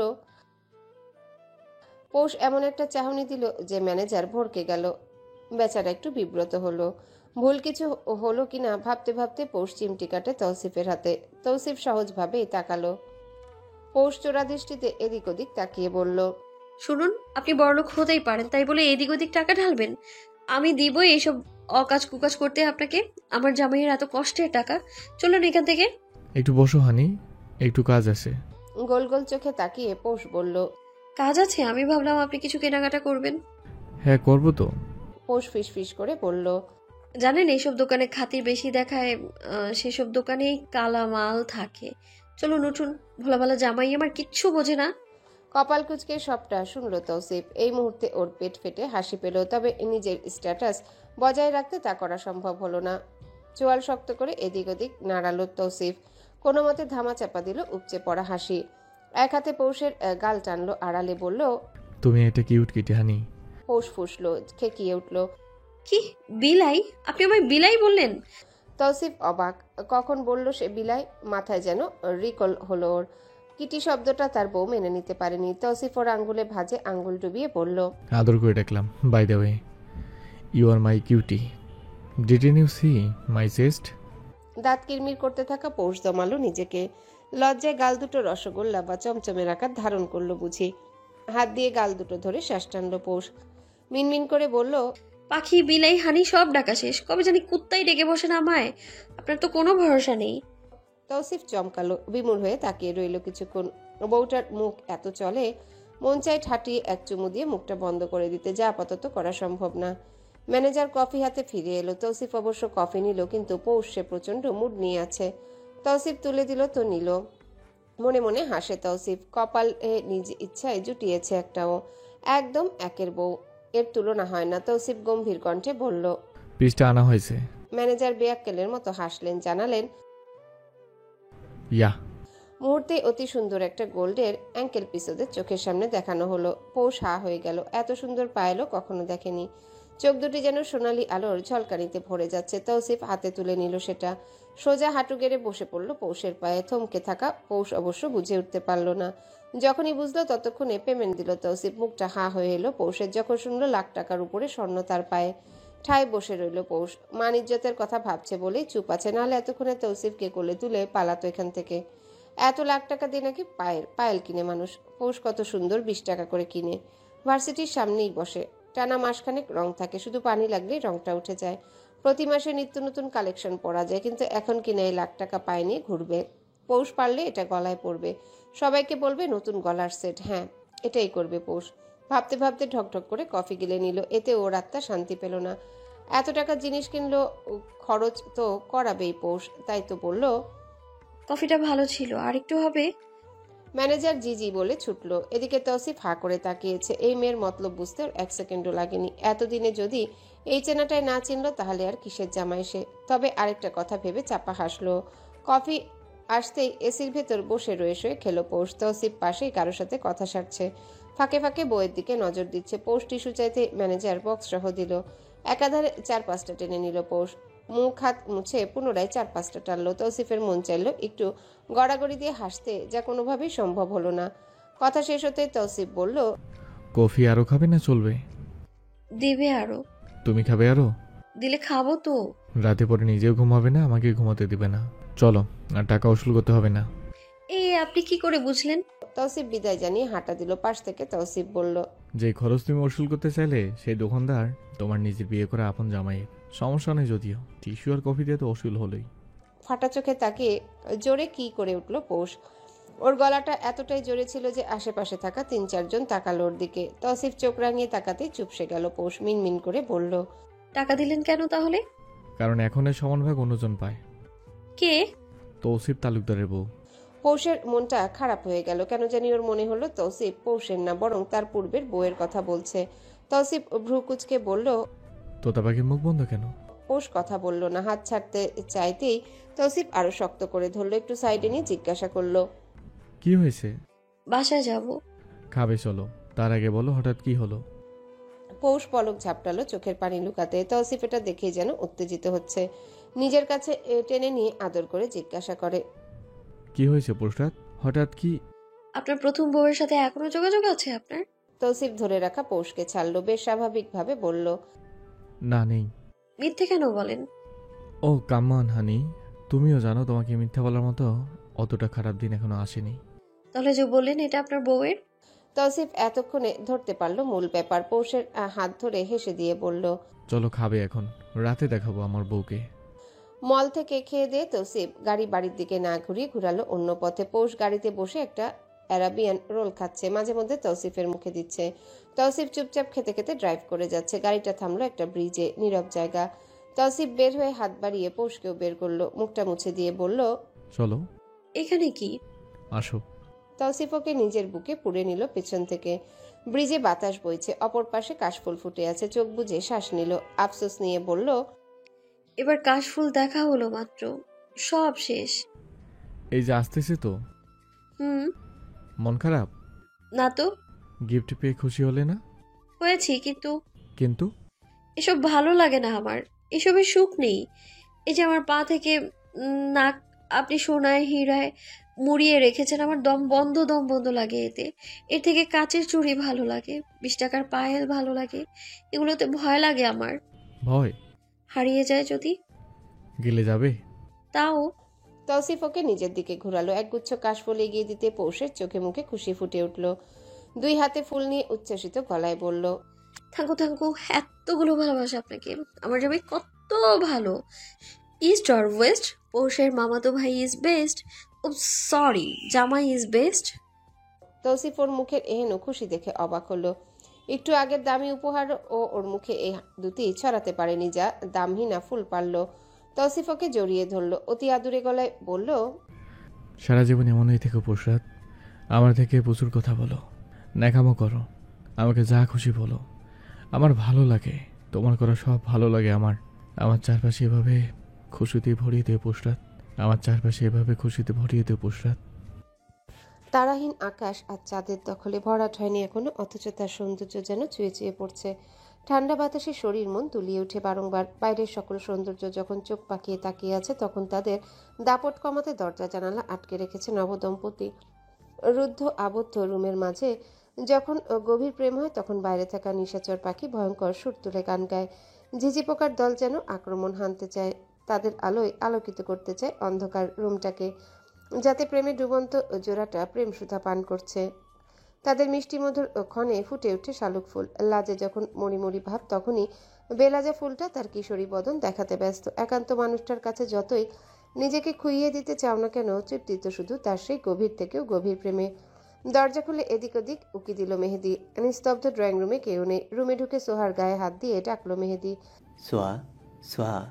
সোহা একটু তাকে আবার ঘুমাতে চাইলো, কিন্তু মেহেদি ওকে সেই সুযোগ দিল না। হাতটা ধরে উঠালো সন্তর্পণে। সোহাকে তুলতে তুলতে বলল, ফজর হলেই সবাই ওঠা শুরু করবে সোহা, কাম ফাস্ট। এমনি সময় সোহা কমন ওয়াশরুম ব্যবহার করে না। আজ এহেন অবস্থায় তা যেন অতি অস্বস্তির লাগলো সোহার নিকট। মেহেদি ওকে সোজা নিয়ে ওয়াশরুমে রেখে দরজায় দাঁড়ালো। সময় কাটছে দ্রুত। মেহেদি বাইরে দাঁড়িয়ে হাঁসফাঁস করতে লাগলো। একদিকে সময় গড়াচ্ছে, অপরদিকে আজান হলেই মা বাবা উঠে যাবে। কি যে এক অবস্থা হবে তখন। সোহা বের হতেই মেহেদি স্বস্তির শ্বাস নিল। সোহাকে রুমে রেখে তাড়াতাড়ি নিজের গোসল সারল। কপাল ভালো বিধায় মেহেদিরও গোসল শেষ আর আজান হলো। রুমে গিয়ে দরজা লাগাতেই দেখলো এক কোনায় বসা সোহা। পরনে সাদা একটা কামিজ সেট, চুলে পেঁচিয়ে রাখা টাওয়েল দেখে মেহেদি বলল, চুল মুছে নাও সোহা, ঠান্ডা লাগবে। চোখ তুলে তাকায় সোহা। মেহেদির কথা মতো চুল ছেড়ে দিয়ে বলে, আচ্ছা, আপনি একটা নতুন ফ্ল্যাট নিতে পারবেন না মেহেদি? মেহেদির মনে হলো বিয়ের পর ওর বায়না করলো একটা, যা মেটানো অসম্ভব আপাতত। 2 পা এগিয়ে এসে বিছানায় বসলো মেহেদি। সোহার হাতটা ধরে নরম স্বরে বলল, এখন তো সম্ভব না সোহা, টাকায় পোষাবে না, এটার ভাড়াই তো অনেক। সোহা যেন ভাবলো কিছু, অতঃপর মুখ খুলে বলল, তাহলে এক কাজ করুন, আপনার বাবা মাকে এই রুমে শিফট করে দিন। মেহেদি সরাসরি নাকচ করে দিল। একটু গম্ভীর কণ্ঠে বলল, এটা কখনো ভাববে না সোহা, মা বাবা বৃদ্ধ মানুষ, তোমাকে তো একটু আগে বললাম আমি। সোহা দেখলো হঠাৎ করে কেমন যেন রাগী কণ্ঠে কথা বলছে মেহেদি। পুরুষ বুঝি এমনই হয়। সোহা আস্তে করে সাইড হয়ে শুয়ে পড়ে, চোখ বুজে কাঁথা টানে গায়ে। সম্পূর্ণ অপরিচিত এক লোকের সাথে ওর বিয়ে হলো। অতঃপর ঝট করে সোহা আবেগপ্রবণ হয়ে পড়ে আর নিজের শক্ত খোলস ত্যাগ করে চলে আসে বছর বছর আগের নরম সোহায়। নিজেকে সমর্পণ করে মেহেদির নিকট, যার ফলাফল স্বরূপ দেখলো সোহা। মেহেদি তাকিয়ে রইল ওর দিকে, উঠে চলে গেল নামাজে। একবার অবশ্য সোহাকেও পড়তে বলে গেল, সোহা শুনল না। মেহেদি ফিরে দেখলো যেমনকার সোহা তেমনই। মনে মনে অনুতপ্ত মেহেদি। লাইট না জ্বালিয়ে সোহা পেছনে গিয়ে শুয়ে পড়ে মেহেদি। সময় গড়ায়। আলগোছে সোহার কাঁথার ভিতর ঢুকে শক্ত করে জড়িয়ে নেয় মেহেদি। আদর লাগিয়ে ডাকে, সোহা। উত্তর আসে না অবশ্য। মেহেদি ওর কপালে চুমু দিয়ে আস্তে আস্তে বলে, একটু সময় দাও, একটু মানিয়ে নাও। সোহা প্রতিক্রিয়া দেখালো না। ও জানে এটাই ওর জীবন। নিজের মায়ের মতো দ্বিতীয় বিবাহ করে কাউকে অন্ধকারে রাখবে না সোহা, কখনোই না। তাই তো মেহেদির ডাকে সাড়া দিয়েছিল, যা এখনো মেহেদির বুকে মাথা রেখে দিয়ে যাচ্ছে। আগাছাদের আজন্মকাল আগাছায় থাকা উচিত। সোহা মিথ্যার পিছনে ছুটছিল, তাই তো হাতের মুঠো খালি তার, যা আদৌ কখনো মেহেদি ভরে কিনা সন্দেহ। এই পর্যন্ত 3 বার বমি করলো পৌষ। তৌসিফ ব্যস্ত, পাগল পাগল হয়ে গেল। শেষ দিকে যখন বমির মধ্যে লাল তরল দেখা গেল, তখন অতি রাগে সে যা নয় তাই বলেই পৌষকে ধমকাতে লাগলো। এক একটা ধমক যেন তার ঘর কাঁপানো। সকাল মাত্র 7টা, বাইরে সমান তালে পাখিগুলো চেঁচাচ্ছে। পৌষের হাত পা কাঁপছে সমানে। তৌসিফের এত রাগ দেখে রীতিমতো নিজেই অবাক হয়ে গেল। ভয়ে যেন সামনেও যেতে চাইছে না। তৌসিফের চিৎকারে বুয়াগুলো সব দরজার বাইরে শটান হয়ে দাঁড়িয়ে আছে। ভেতর থেকে হঠাৎ কিছু ভাঙার শব্দ আসতেই মিনু ভয় পেয়ে গেল। একবার ভাবলো হয়তো পৌষকে মারছে। গতরাত থেকে মিনুর মনে পৌষ এক বিশেষ স্থান পেয়েছে। মিনু যখন ওর আপার জন্য কাঁদছিল, তখন মিনুকে আগলে নিয়ে পৌষ সময় দিল। এখন মিনুর মন কাঁদছে পৌষের জন্যে। ওয়াশরুমের দরজা ধরেই দাঁড়িয়ে আছে পৌষ। ভেজা মুখটাতে চোখের পানি বোঝা যাচ্ছে না। তৌসিফ ওর বাহু টেনে ধরতেই অল্প স্বরে পৌষ বলে উঠল, ছাড়ো না আমায়। তৌসিফ ওকে বিছানায় বসিয়ে রাগে হিসিয়ে বলল, একটা কথা বললে জানে মারি ফেলবো। পৌষ কাঁপে অল্প। ওর দুর্বল শরীরটা আঁকড়ে ধরে তৌসিফকে। রাগে ফুপিয়ে ওঠে তৌসিফ। ধরে না পৌষকে। এই মেয়ে কথা শুনে না, যা মন চায় খায়। ঔষধের ঠিক ঠিকানা নেই। শুধু শুধু তৌসিফ কেন পাগল হবে? পৌষ মৃদু স্বরে বলল, শুনুন কুট্টুসের আব্বু, আপনি আমায় এত কেন বলছেন? এত রাগের মধ্যে পৌষের কথায় ভ্রু কুচকায় তৌসিফ। শীতল হয় বরফের মতো। জিজ্ঞাসা করে, কে কট্টুস? আমাদের না হওয়া বাবু। পিরিয়ড ঠিকঠাক আছে? হুম শিওর? হুম কথা তো শোনো না আমার। এই যে শুনছি। পৌষরাত? ডাকটা ভিন্ন শোনালো। পৌষ মাথা তুলে তাকাতেই তৌসিফ বলল, কি টানাই একটা টেস্ট করবে? পৌষ অবাক স্বরে বলল, কোন দুঃখে? যদি হয়? কেন হবে? মানে কি কেন হবে? হতেই পারে। কোনো সুযোগ নেই। সুযোগ নেই মানে কি বলতে চাও? আমি পারি না? পৌষ হেসে ফেললো, বলল, হতাশ হবেন না। তবু একবার দেখি। তৌসিফ কাউকে কল দিল কি টানতে। পৌষ গা এলিয়ে দিল। ওর শরীর খারাপ লাগছে। তখনই কল আসে তৌসিফের। তৌফিক কল করেছে। কথা বলতে বলতে বারান্দায় গেল তৌসিফ। এক দফা কথা কাটাকাটি হলো। রাগে যখন ট্রাপে লাথি দিয়ে ভেঙে ফেললো তখনই ছুটে এলো পৌষ। কিছু জিজ্ঞাসা করার সাহসটুকু অবশ্য হলো না। ফাঁকা ঢোক গিলল একটা, শুধু শুনতে পেল, ওই তো আমাকে চিনে না, চাপাতি দিয়ে একদম বাটি বিটি করবো ওকে। ভয়ঙ্কর সব কথা শুনে পৌষের গা গুলিয়ে উঠল। তখনই তৌসিফ আরো কিছু জঘন্য উচ্চারণ করতে সেখানে গলগল করে ঢেলে দিল পৌষ। তৌসিফ তখন ফোন রেখেছে। পৌষকে ধরতেই দুর্বল পৌষ বলতে লাগলো, ছাড়ুন আমায়, ছাড়ুন। কাকে খুন করবেন আপনি? এই আপনি মানুষ মারেন? আমি গুলি দেখেছি আপনার কাছে, সত্যি বলুন আপনি কি করেন? তৌসিফ উত্তর দিল না। পৌষ ছটফট করে উঠল, শক্ত করে ওকে ধরে বুয়াকে ডাকলো তৌসিফ। এক ডাকে হুড়মুড় করে 3 জন বুয়া ঢুকলো। তৌসিফ পাত্তা না দিয়ে বলল, রুম পরিষ্কার করো। পৌষ নিজেকে ছাড়িয়ে নিল, সরতে সরতে বলল, আমারটা আমিই পরিষ্কার করব। তৌসিফ সরল দৃষ্টি ফেলে বলল, ওকে ফাইন। পৌষ নিজেই সবটা পরিষ্কার করলো। বুকে হাত বেঁধে দেখলো তৌসিফ। বুয়াদের চলে যেতে বলতেই তারা চলে গেছে। ছপাত করে শব্দ হতেই দৌড়ে ঢুকলো তৌসিফ। ততক্ষণে চিত হয়ে ফ্লোরে পড়েছে পৌষ। শীত শীত ভাব, তবে ঠান্ডা নেই।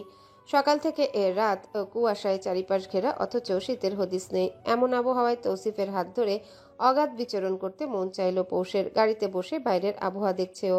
এদিকে গাড়ি চলছে অতি দ্রুত বেগে। পৌষের জ্বর উঠেছে হঠাৎ। তৌসিফের বুকে মাথা দিয়ে চুপচাপ বাইরের দৃশ্য দেখতে ব্যস্ত, সাথে শুনতে ব্যস্ত গম্ভীর মানুষটার ঘন ঘন ধুকপুক ধুকপুক শব্দ। চোখে মুখে বারবার আছড়ে পড়ছে তৌসিফের ফেলা গরম নিঃশ্বাস। লোকটা উদ্বিগ্ন হয়ে আছে। এই যে শরতের কি সুন্দর বাতাস বইছে, অথচ তৌসিফের খেয়াল নেই সেদিকে। আকাশটাকে দেখে মনে হচ্ছে সে বহু কষ্টে কান্না চেপে রেখেছে। যে কোনো সময় তার বাঁধভাঙা অশ্রুতে প্লাবিত হবে ধরণীর বুক। আবহাওয়া আজ তৌসিফেরই পক্ষে। তৌসিফের চোখ মুখেও একইভাবে আধার ঘনিয়ে আছে। গাড়ির মধ্যে কাঁপতে থাকা পৌষকে কম্বল দিয়ে পেঁচিয়ে বুকে নিয়েছে ও। তৌসিফের মনটা খুব করে কু ডাকছে। কেন যেন বারবার মনে হচ্ছে জ্বরটা সুবিধার না। চোখ বুঝলো তৌসিফ। সকাল থেকে ঘটে যাওয়া প্রতিটা কথা যেন ওর মস্তিষ্কে একটু একটু করে পুনরাবৃত্তি ঘটছে। কত সুন্দর সকাল থেকে বাড়ি জুড়ে দৌড়ালো মেয়েটা। সাত সকালে বমি করার পরও তৌসিফের বারণ সত্ত্বে পৌষি ব্রেকফাস্ট বানালো। গতরাতেই নাকি ও নল্লি বসিয়েছিল। আজ সকাল হতে কাজের লোক থেকে বাইরে থেকে নান আনিয়ে ব্রেকফাস্টে সার্ভ করলো। মিনুকে নিজে গিয়ে ডেকে বসালো ওদের সাথে। ঘ্রাণে তখন ক্ষুধা বেড়েছিল তৌসিফের। পৌষ ওর প্লেটে বড় একটা নলি তুলে দিল।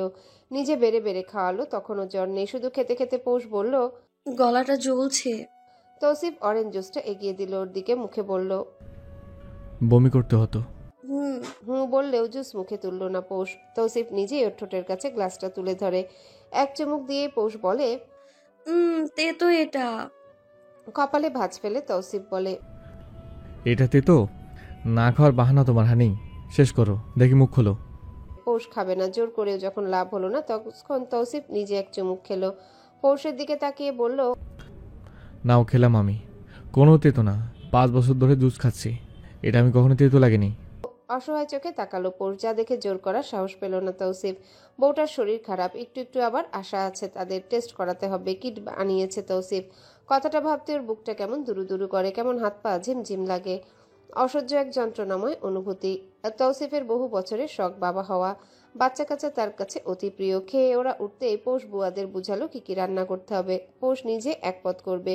সবই ঠিক ছিল তখন। রুমে ঢুকতে পৌষ দেখলো তৌসিফ মনোযোগ দিয়ে কিছু পড়ছে। গোলাপি আর সাদা রঙের কিছু তার কাছে। পৌষ দূর থেকে বুঝতে না পেরে জিজ্ঞাসা করলো, কি এটা? Good news. থতমত খেয়ে গেল পৌষ। 2 লাফ দিয়ে তৌসিফের কাছে এসে গলায় ঝুলে যেতে তৌসিফ ওর কোমর জড়িয়ে ধরে এক হাতে। ব্যালেন্স পায় পৌষ। পিটপিট করে তৌসিফের চোখে তাকিয়ে বলে, আপনাকে সুন্দর লাগছে। তৌসিফ গভীর দৃষ্টি ফেলে তাকালো। কণ্ঠে একরাশ ভালোবাসা ঢেলে দিল অবলীলায়। জানালো লহুস্বরে, তোমাকে সবসময় সুন্দর লাগে প্রসাদ। আমার তোতা পাখি রেখে আমার কাছে বেশ লাগে দেখতে। তোমার নাক মুখ গলা কান সব ভালো লাগে, তোমার প্রতিটি কথা ভালো লাগে। এই যে গলায় ঝুলে এসো, বিশ্বাস করো হানি, আমার বুকের ভেতর সুখ লাগে। পৌষ তৌসিফের কাঁধে মুখ লুকালো। তৌসিফ ওর চুলের ভাঁজে হাত গলিয়ে দিল। শান্ত স্বরে বলল, এখন চেক করবে? ভয় লাগে তো। কেন? যদি হয়ে যায়? হলে হবে, তুমি চাও না? আপনি যেটা চান আমিও সেটাই চাই। তাহলে ভয় কেন হানি? বিশ্বাস নেই তোমার আমার উপর? এই প্রশ্নের প্রেক্ষিতে মাথা তুলল পৌষ। তৌসিফের ওষ্ঠে নিজে থেকে ভালোবাসা দিল একরত্তি। বলল, আপনি জানেন পৃথিবীতে আমার কেউ নেই। যার মা বাবা নেই তার কেউ নেই, সেই হিসেবে আমারও কিন্তু নেই। চাচারা ভালোবাসে, সবাই আদর করে। হেমু ভাই থেকে নিয়ে ছোট্ট ইনি মিনিও আমায় ভীষণ ভালোবাসে। আমিও ওদের ভালোবাসি। আমার ভাই বোনদের ভালোবাসা স্বার্থহীন, কিন্তু চাচাদের বুঝি না আমি। আচ্ছা ইনি মিনি বা পিহা যদি আমার জায়গায় হতো তাহলে কি এভাবে বানের জলে ভাসিয়ে দিত? দিত না তো। আমি কেন, সবাই জানে দিত না। শুধুমাত্র পৌষ এতিম বলে দিয়েছে, ভেবেছে বড়লোক মানুষ, টাকা দিয়ে সুখী রাখবে আমায়, কিন্তু এটা নিজেদের ক্ষেত্রে ভাবতো না। এখানে আপনি আমাকে যদি এতটা ভালো না বাসতেন তাহলে আজকের পৌষরাত এভাবে আপনার বুকে থাকতো না। ঠেলায় পড়ে সংসার ঠিকই করা হতো, কিন্তু সুখটা পেতাম না। আপনার ভালোবাসার কাছে আমি আমরণ কৃতজ্ঞ থাকবো। আর আপনি কিনা জিজ্ঞেস করলেন বিশ্বাস করি কি না। তৌসিফের মনে হলো ওর কণ্ঠনালীকেও চেপে ধরেছে। পৌষের মনে অসংখ্য প্রশ্ন, যার উত্তর তৌসিফ এখন দিতে চায় না। শুধুমাত্র চাচাদের এই সিদ্ধান্তের জন্য তৌসিফ এটাও চায় না পৌষ যাক ওই বাড়ি। চাচারা স্বার্থ তো দেখেছে, নিজেদের মেয়ে হলে অবশ্য দেখতো না, কিন্তু এখানে সবচাইতে বড় হাত তো ছিল তৌসিফের। ও জানে পৌষ এখন সত্যি মিথ্যা যাই জানুক না কেন তৌসিফকে ছাড়তে পারবে না, সেই ভয় তৌসিফ কোনো কালেই পেত না। মাঝপথে আদিত্যর সাথে ঘটা ব্যাপারটা ওর আড়ালে ছিল। তৌফিক যে কাজটা ইচ্ছে করে করেছে সেটাও জানে তৌসিফ, তবুও দাঁত চেপে হজম করেছে ব্যাপারটা। তৌসিফ পৌষের কপালে কপাল ঠেকালো, বিমুগ্ধ চাহনি দিয়ে জিজ্ঞাসা করলো, আমাকে বিয়ে করে পস্তাচ্ছ না তো? পৌষ ফিক করে হেসে ফেললো, ঘাড় নাড়িয়ে মাথা ঝাঁকালো। তৌসিফের গাল চেপে ধরে চটাস করে গালে চুমু দিয়ে বলল, পাগলা কুত্তায় কামড়েছে আমায়? না তো, তাহলে পস্তাবো কেন? আমার জামাই হলো নাম্বার 1 শাকিব খান। বলি না এটা আমি? বলুন কেন বলি? কারণ আপনাকে ভালোবাসি। তাই বলে সাকিব খান? হ্যাঁ তো, কেন ভালো লাগে না? ওহো, পোশরাত, ভালো উদাহরণ দিতে। ও মা, কাকে টেনে আনবো উদাহরণ দিতে? শাকিব খান খালি ছিল তাই তাকেই টেনে আনলাম। খালি ছিল মানে? বউ নাই একটাও, তাই সে ফ্রি। তৌসিফ ফোঁস করে শ্বাস ফেলে বলল, তুমি এত দুষ্ট হানি? মোটেও দুষ্টু না আমি। আচ্ছা এবার বলো ভালোবাসো। হায় কপাল, ভালোবাসি এটা কেন বলবো? আপনি হলেন আমার কলেজার টুকরো জামাই। ছাই দিয়ে কই মাছ ধরা গেলেও জামাই তো ধরা যায় না। আপনি আমার ধরা খাওয়া জামাই, জানের জান, পরাণের পরাণ, আমার কুতু কুতু লুতু লুতু পুতু পুতু জামাই আপনি। এই দেখুন, আমার বুক ভরা কত ভালোবাসা আপনাকে। সারাক্ষণ বুকটা শুধু তৌসিফ তালুকদার বলে ডাকতে থাকে।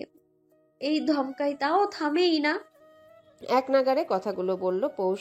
শুনল তৌসিফ, অতঃপর পৌষকে আস্তে করে বিছানায় নামিয়ে বলল, আচ্ছা এবার বলো ভালোবাসো। তোমার এত ভালোবাসা শুনে এখন ভালোবাসা পাচ্ছে আমার। দূর মিয়া। দরজা আটকে তৌসিফ জানালা আটকে দিল। পৌষ উঠে দৌড় দেওয়ার আগে ধরা খেলো কারো হাতে। বন্ধ ঘরটা থেকে কুটকুট করে হাসির শব্দ আসছে। এই প্রথম সেই হাসির সাথে যোগ দিয়েছে পুরুষ স্বরে কারো হাসি।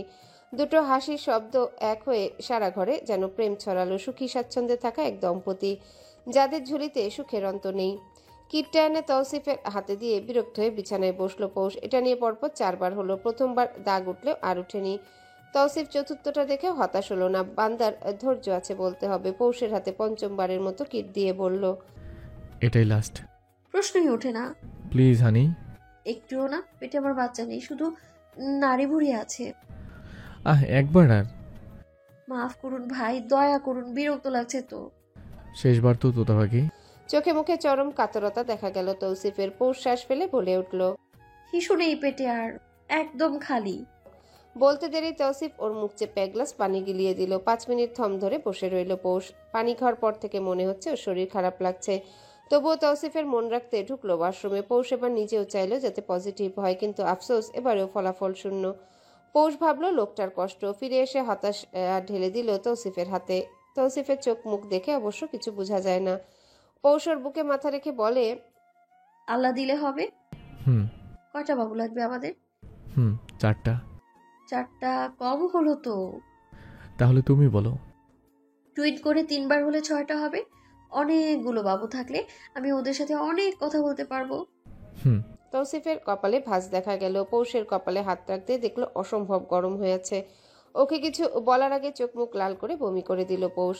এমার্জেন্সি টেস্ট করে ডেঙ্গু ধরা পড়ল। অবস্থা হঠাৎ করে যেন বেশি খারাপ হয়ে গেল। ভর্তি রাখা হলো পৌষকে। ওর কিছু মেডিকেল রিপোর্টের জন্য হেমন্তকে ফোন করে তৌসিফ তখনই শুনতে পায় শ্রেয়া পা পিছলে পড়ে গিয়েছে। পৌষ শুনে ছটফট করে উঠল। ফোন ধরেছিল জ্যৈষ্ঠ। ও জানালো বাসায় কেউ নেই। অগত্যা চৈত্র আর জ্যৈষ্ঠ রিপোর্ট খুঁজে নিয়ে আসছে। পৌষের বমি বেড়ে গেল হঠাৎ। স্যালাইন দিতে কেঁদে যাচ্ছে ও। কি থেকে কি হচ্ছে মাথায় ঢুকে না তৌসিফের। ও শুধু পৌষের হাত ধরলো, ভেজা চোখে দেখলো পৌষকে, ডাকলো করুণ স্বরে, হানি। বাসায় যাব। হ্যাঁ যাবো তো, আজ থেকে হবে। না না প্লিজ, আমায় নিয়ে চলুন, ভালো লাগছে না। কোনো মতে কথাটুকু বলেই জ্ঞান হারালো পৌষ। তৌসিফ যেন দিকবিদিক শূন্য হলো, ডাক্তারদের দিকে হুড়তাড় করাতে লাগলো। ওর চিল্লাপাল্লাতে অবশ্য ডাক্তাররা তাড়াহুড়ো করতে লাগলো। চৈত্র আর জ্যৈষ্ঠ ফাইল আনতে না দেখানো হলো ডক্টরকে। এদিকে একাধারে তৌসিফের ফোন বেজে যাচ্ছে। রিসিভ করতে কপাল কুঁচকে গেল তৌসিফের। ওর জাহাজের শিপমেন্টে করে মাদকদ্রব্য পাচার হয়েছে। তৌসিফ যেন আকাশ থেকে পড়ল। মামলা করা হয়েছে। 1 নম্বর আসামি স্বয়ং তৌসিফ তালুকদার ওপাশ থেকে সমান তালে বলে যাচ্ছে, ভাই আপনাকে লুকাতে হবে অন্তত প্রমাণ হওয়ার আগ পর্যন্ত। আমি হাসপাতালে। ভাই সময় নেই। তৌসিফ ফোন কাটলো। অন্যরা কল করছে ওকে। এক মুহূর্ত থমকে গেল তৌসিফ। আগের হলে কথা ছিল না, কিন্তু এখন ওর একটা পৌষ রাত আছে। চোখ বুজে নেয় তৌসিফ। ও জানে সরাসরি অ্যারেস্ট হবে এখন। এই কাজ যেই করেছে বুঝে শুনে করেছে। দল করা ছেড়েছেও বহু আগে, তাই সেই ক্ষমতা কোনোভাবেই দেখাতে চায় না তৌসিফ। হসপিটালে থাকা যাবেই না। এক মুহূর্তে সবটা পরিকল্পনা করে নেয় তৌসিফ। ডক্টরের কেবিনে ঢুকে সোজা জানায়, বাসায় ট্রিটমেন্টের ব্যবস্থা করুন, না সাথে পার্মানেন্ট দিন, কোনো প্রকার ত্রুটি চাই না। জি জি। টাকা কথা বলে, এটা অবশ্য সত্যি। এই যে টাকা দিয়ে বউকে চিকিৎসা করাচ্ছে তৌসিফ। পৌষ শুধু বমি করছে আর তৌসিফকে চাইছে। কেন যে এত কাঁদছে তৌসিফ বুঝে উঠতে পারছে না। ওকে বুকে নিয়ে বসে আছে। ওইদিকে সমানতালে ওর লোকজন পুলিশের দিকটা সামাল দিচ্ছে। তৌফিক আর তৌহিদও ব্যস্ত ভাইকে নিয়ে।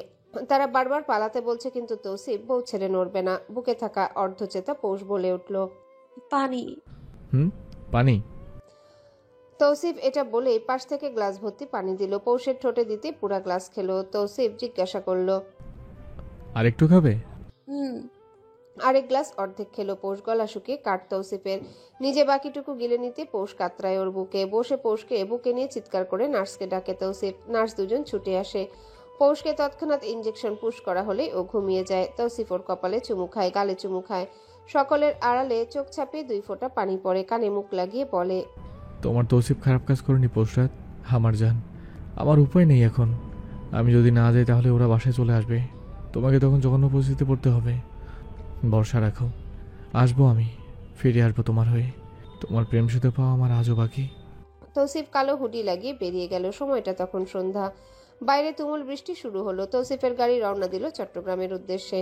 মাথা এক ভোঁতা যন্ত্রণা নিয়ে চোখ খুলে পৌষ। এদিক ওদিক তাকিয়ে খুঁজে তৌসিফকে। দুর্বল হয়ে ডাকেও 2 বার, সারা শব্দ নেই। নার্স দুজন ওকে মেডিসিন দিতে চাইলে পৌষ খিটমিট করে কোনো মতে উঠে দাঁড়ায়।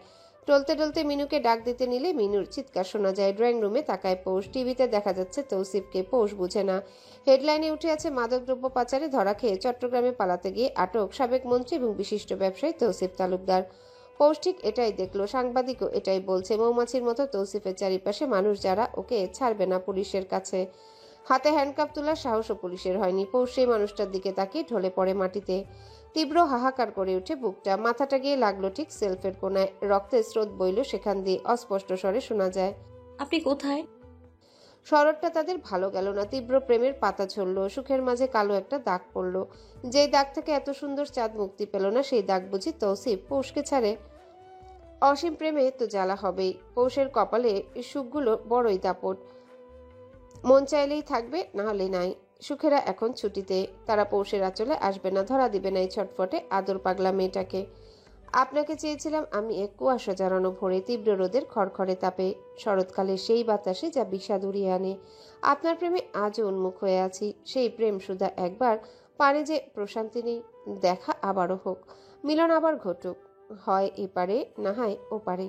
আরেকটি বার প্রেম সুধা পান করা হোক, হাতে হাত রেখে অতলে হারিয়ে যাওয়া হোক।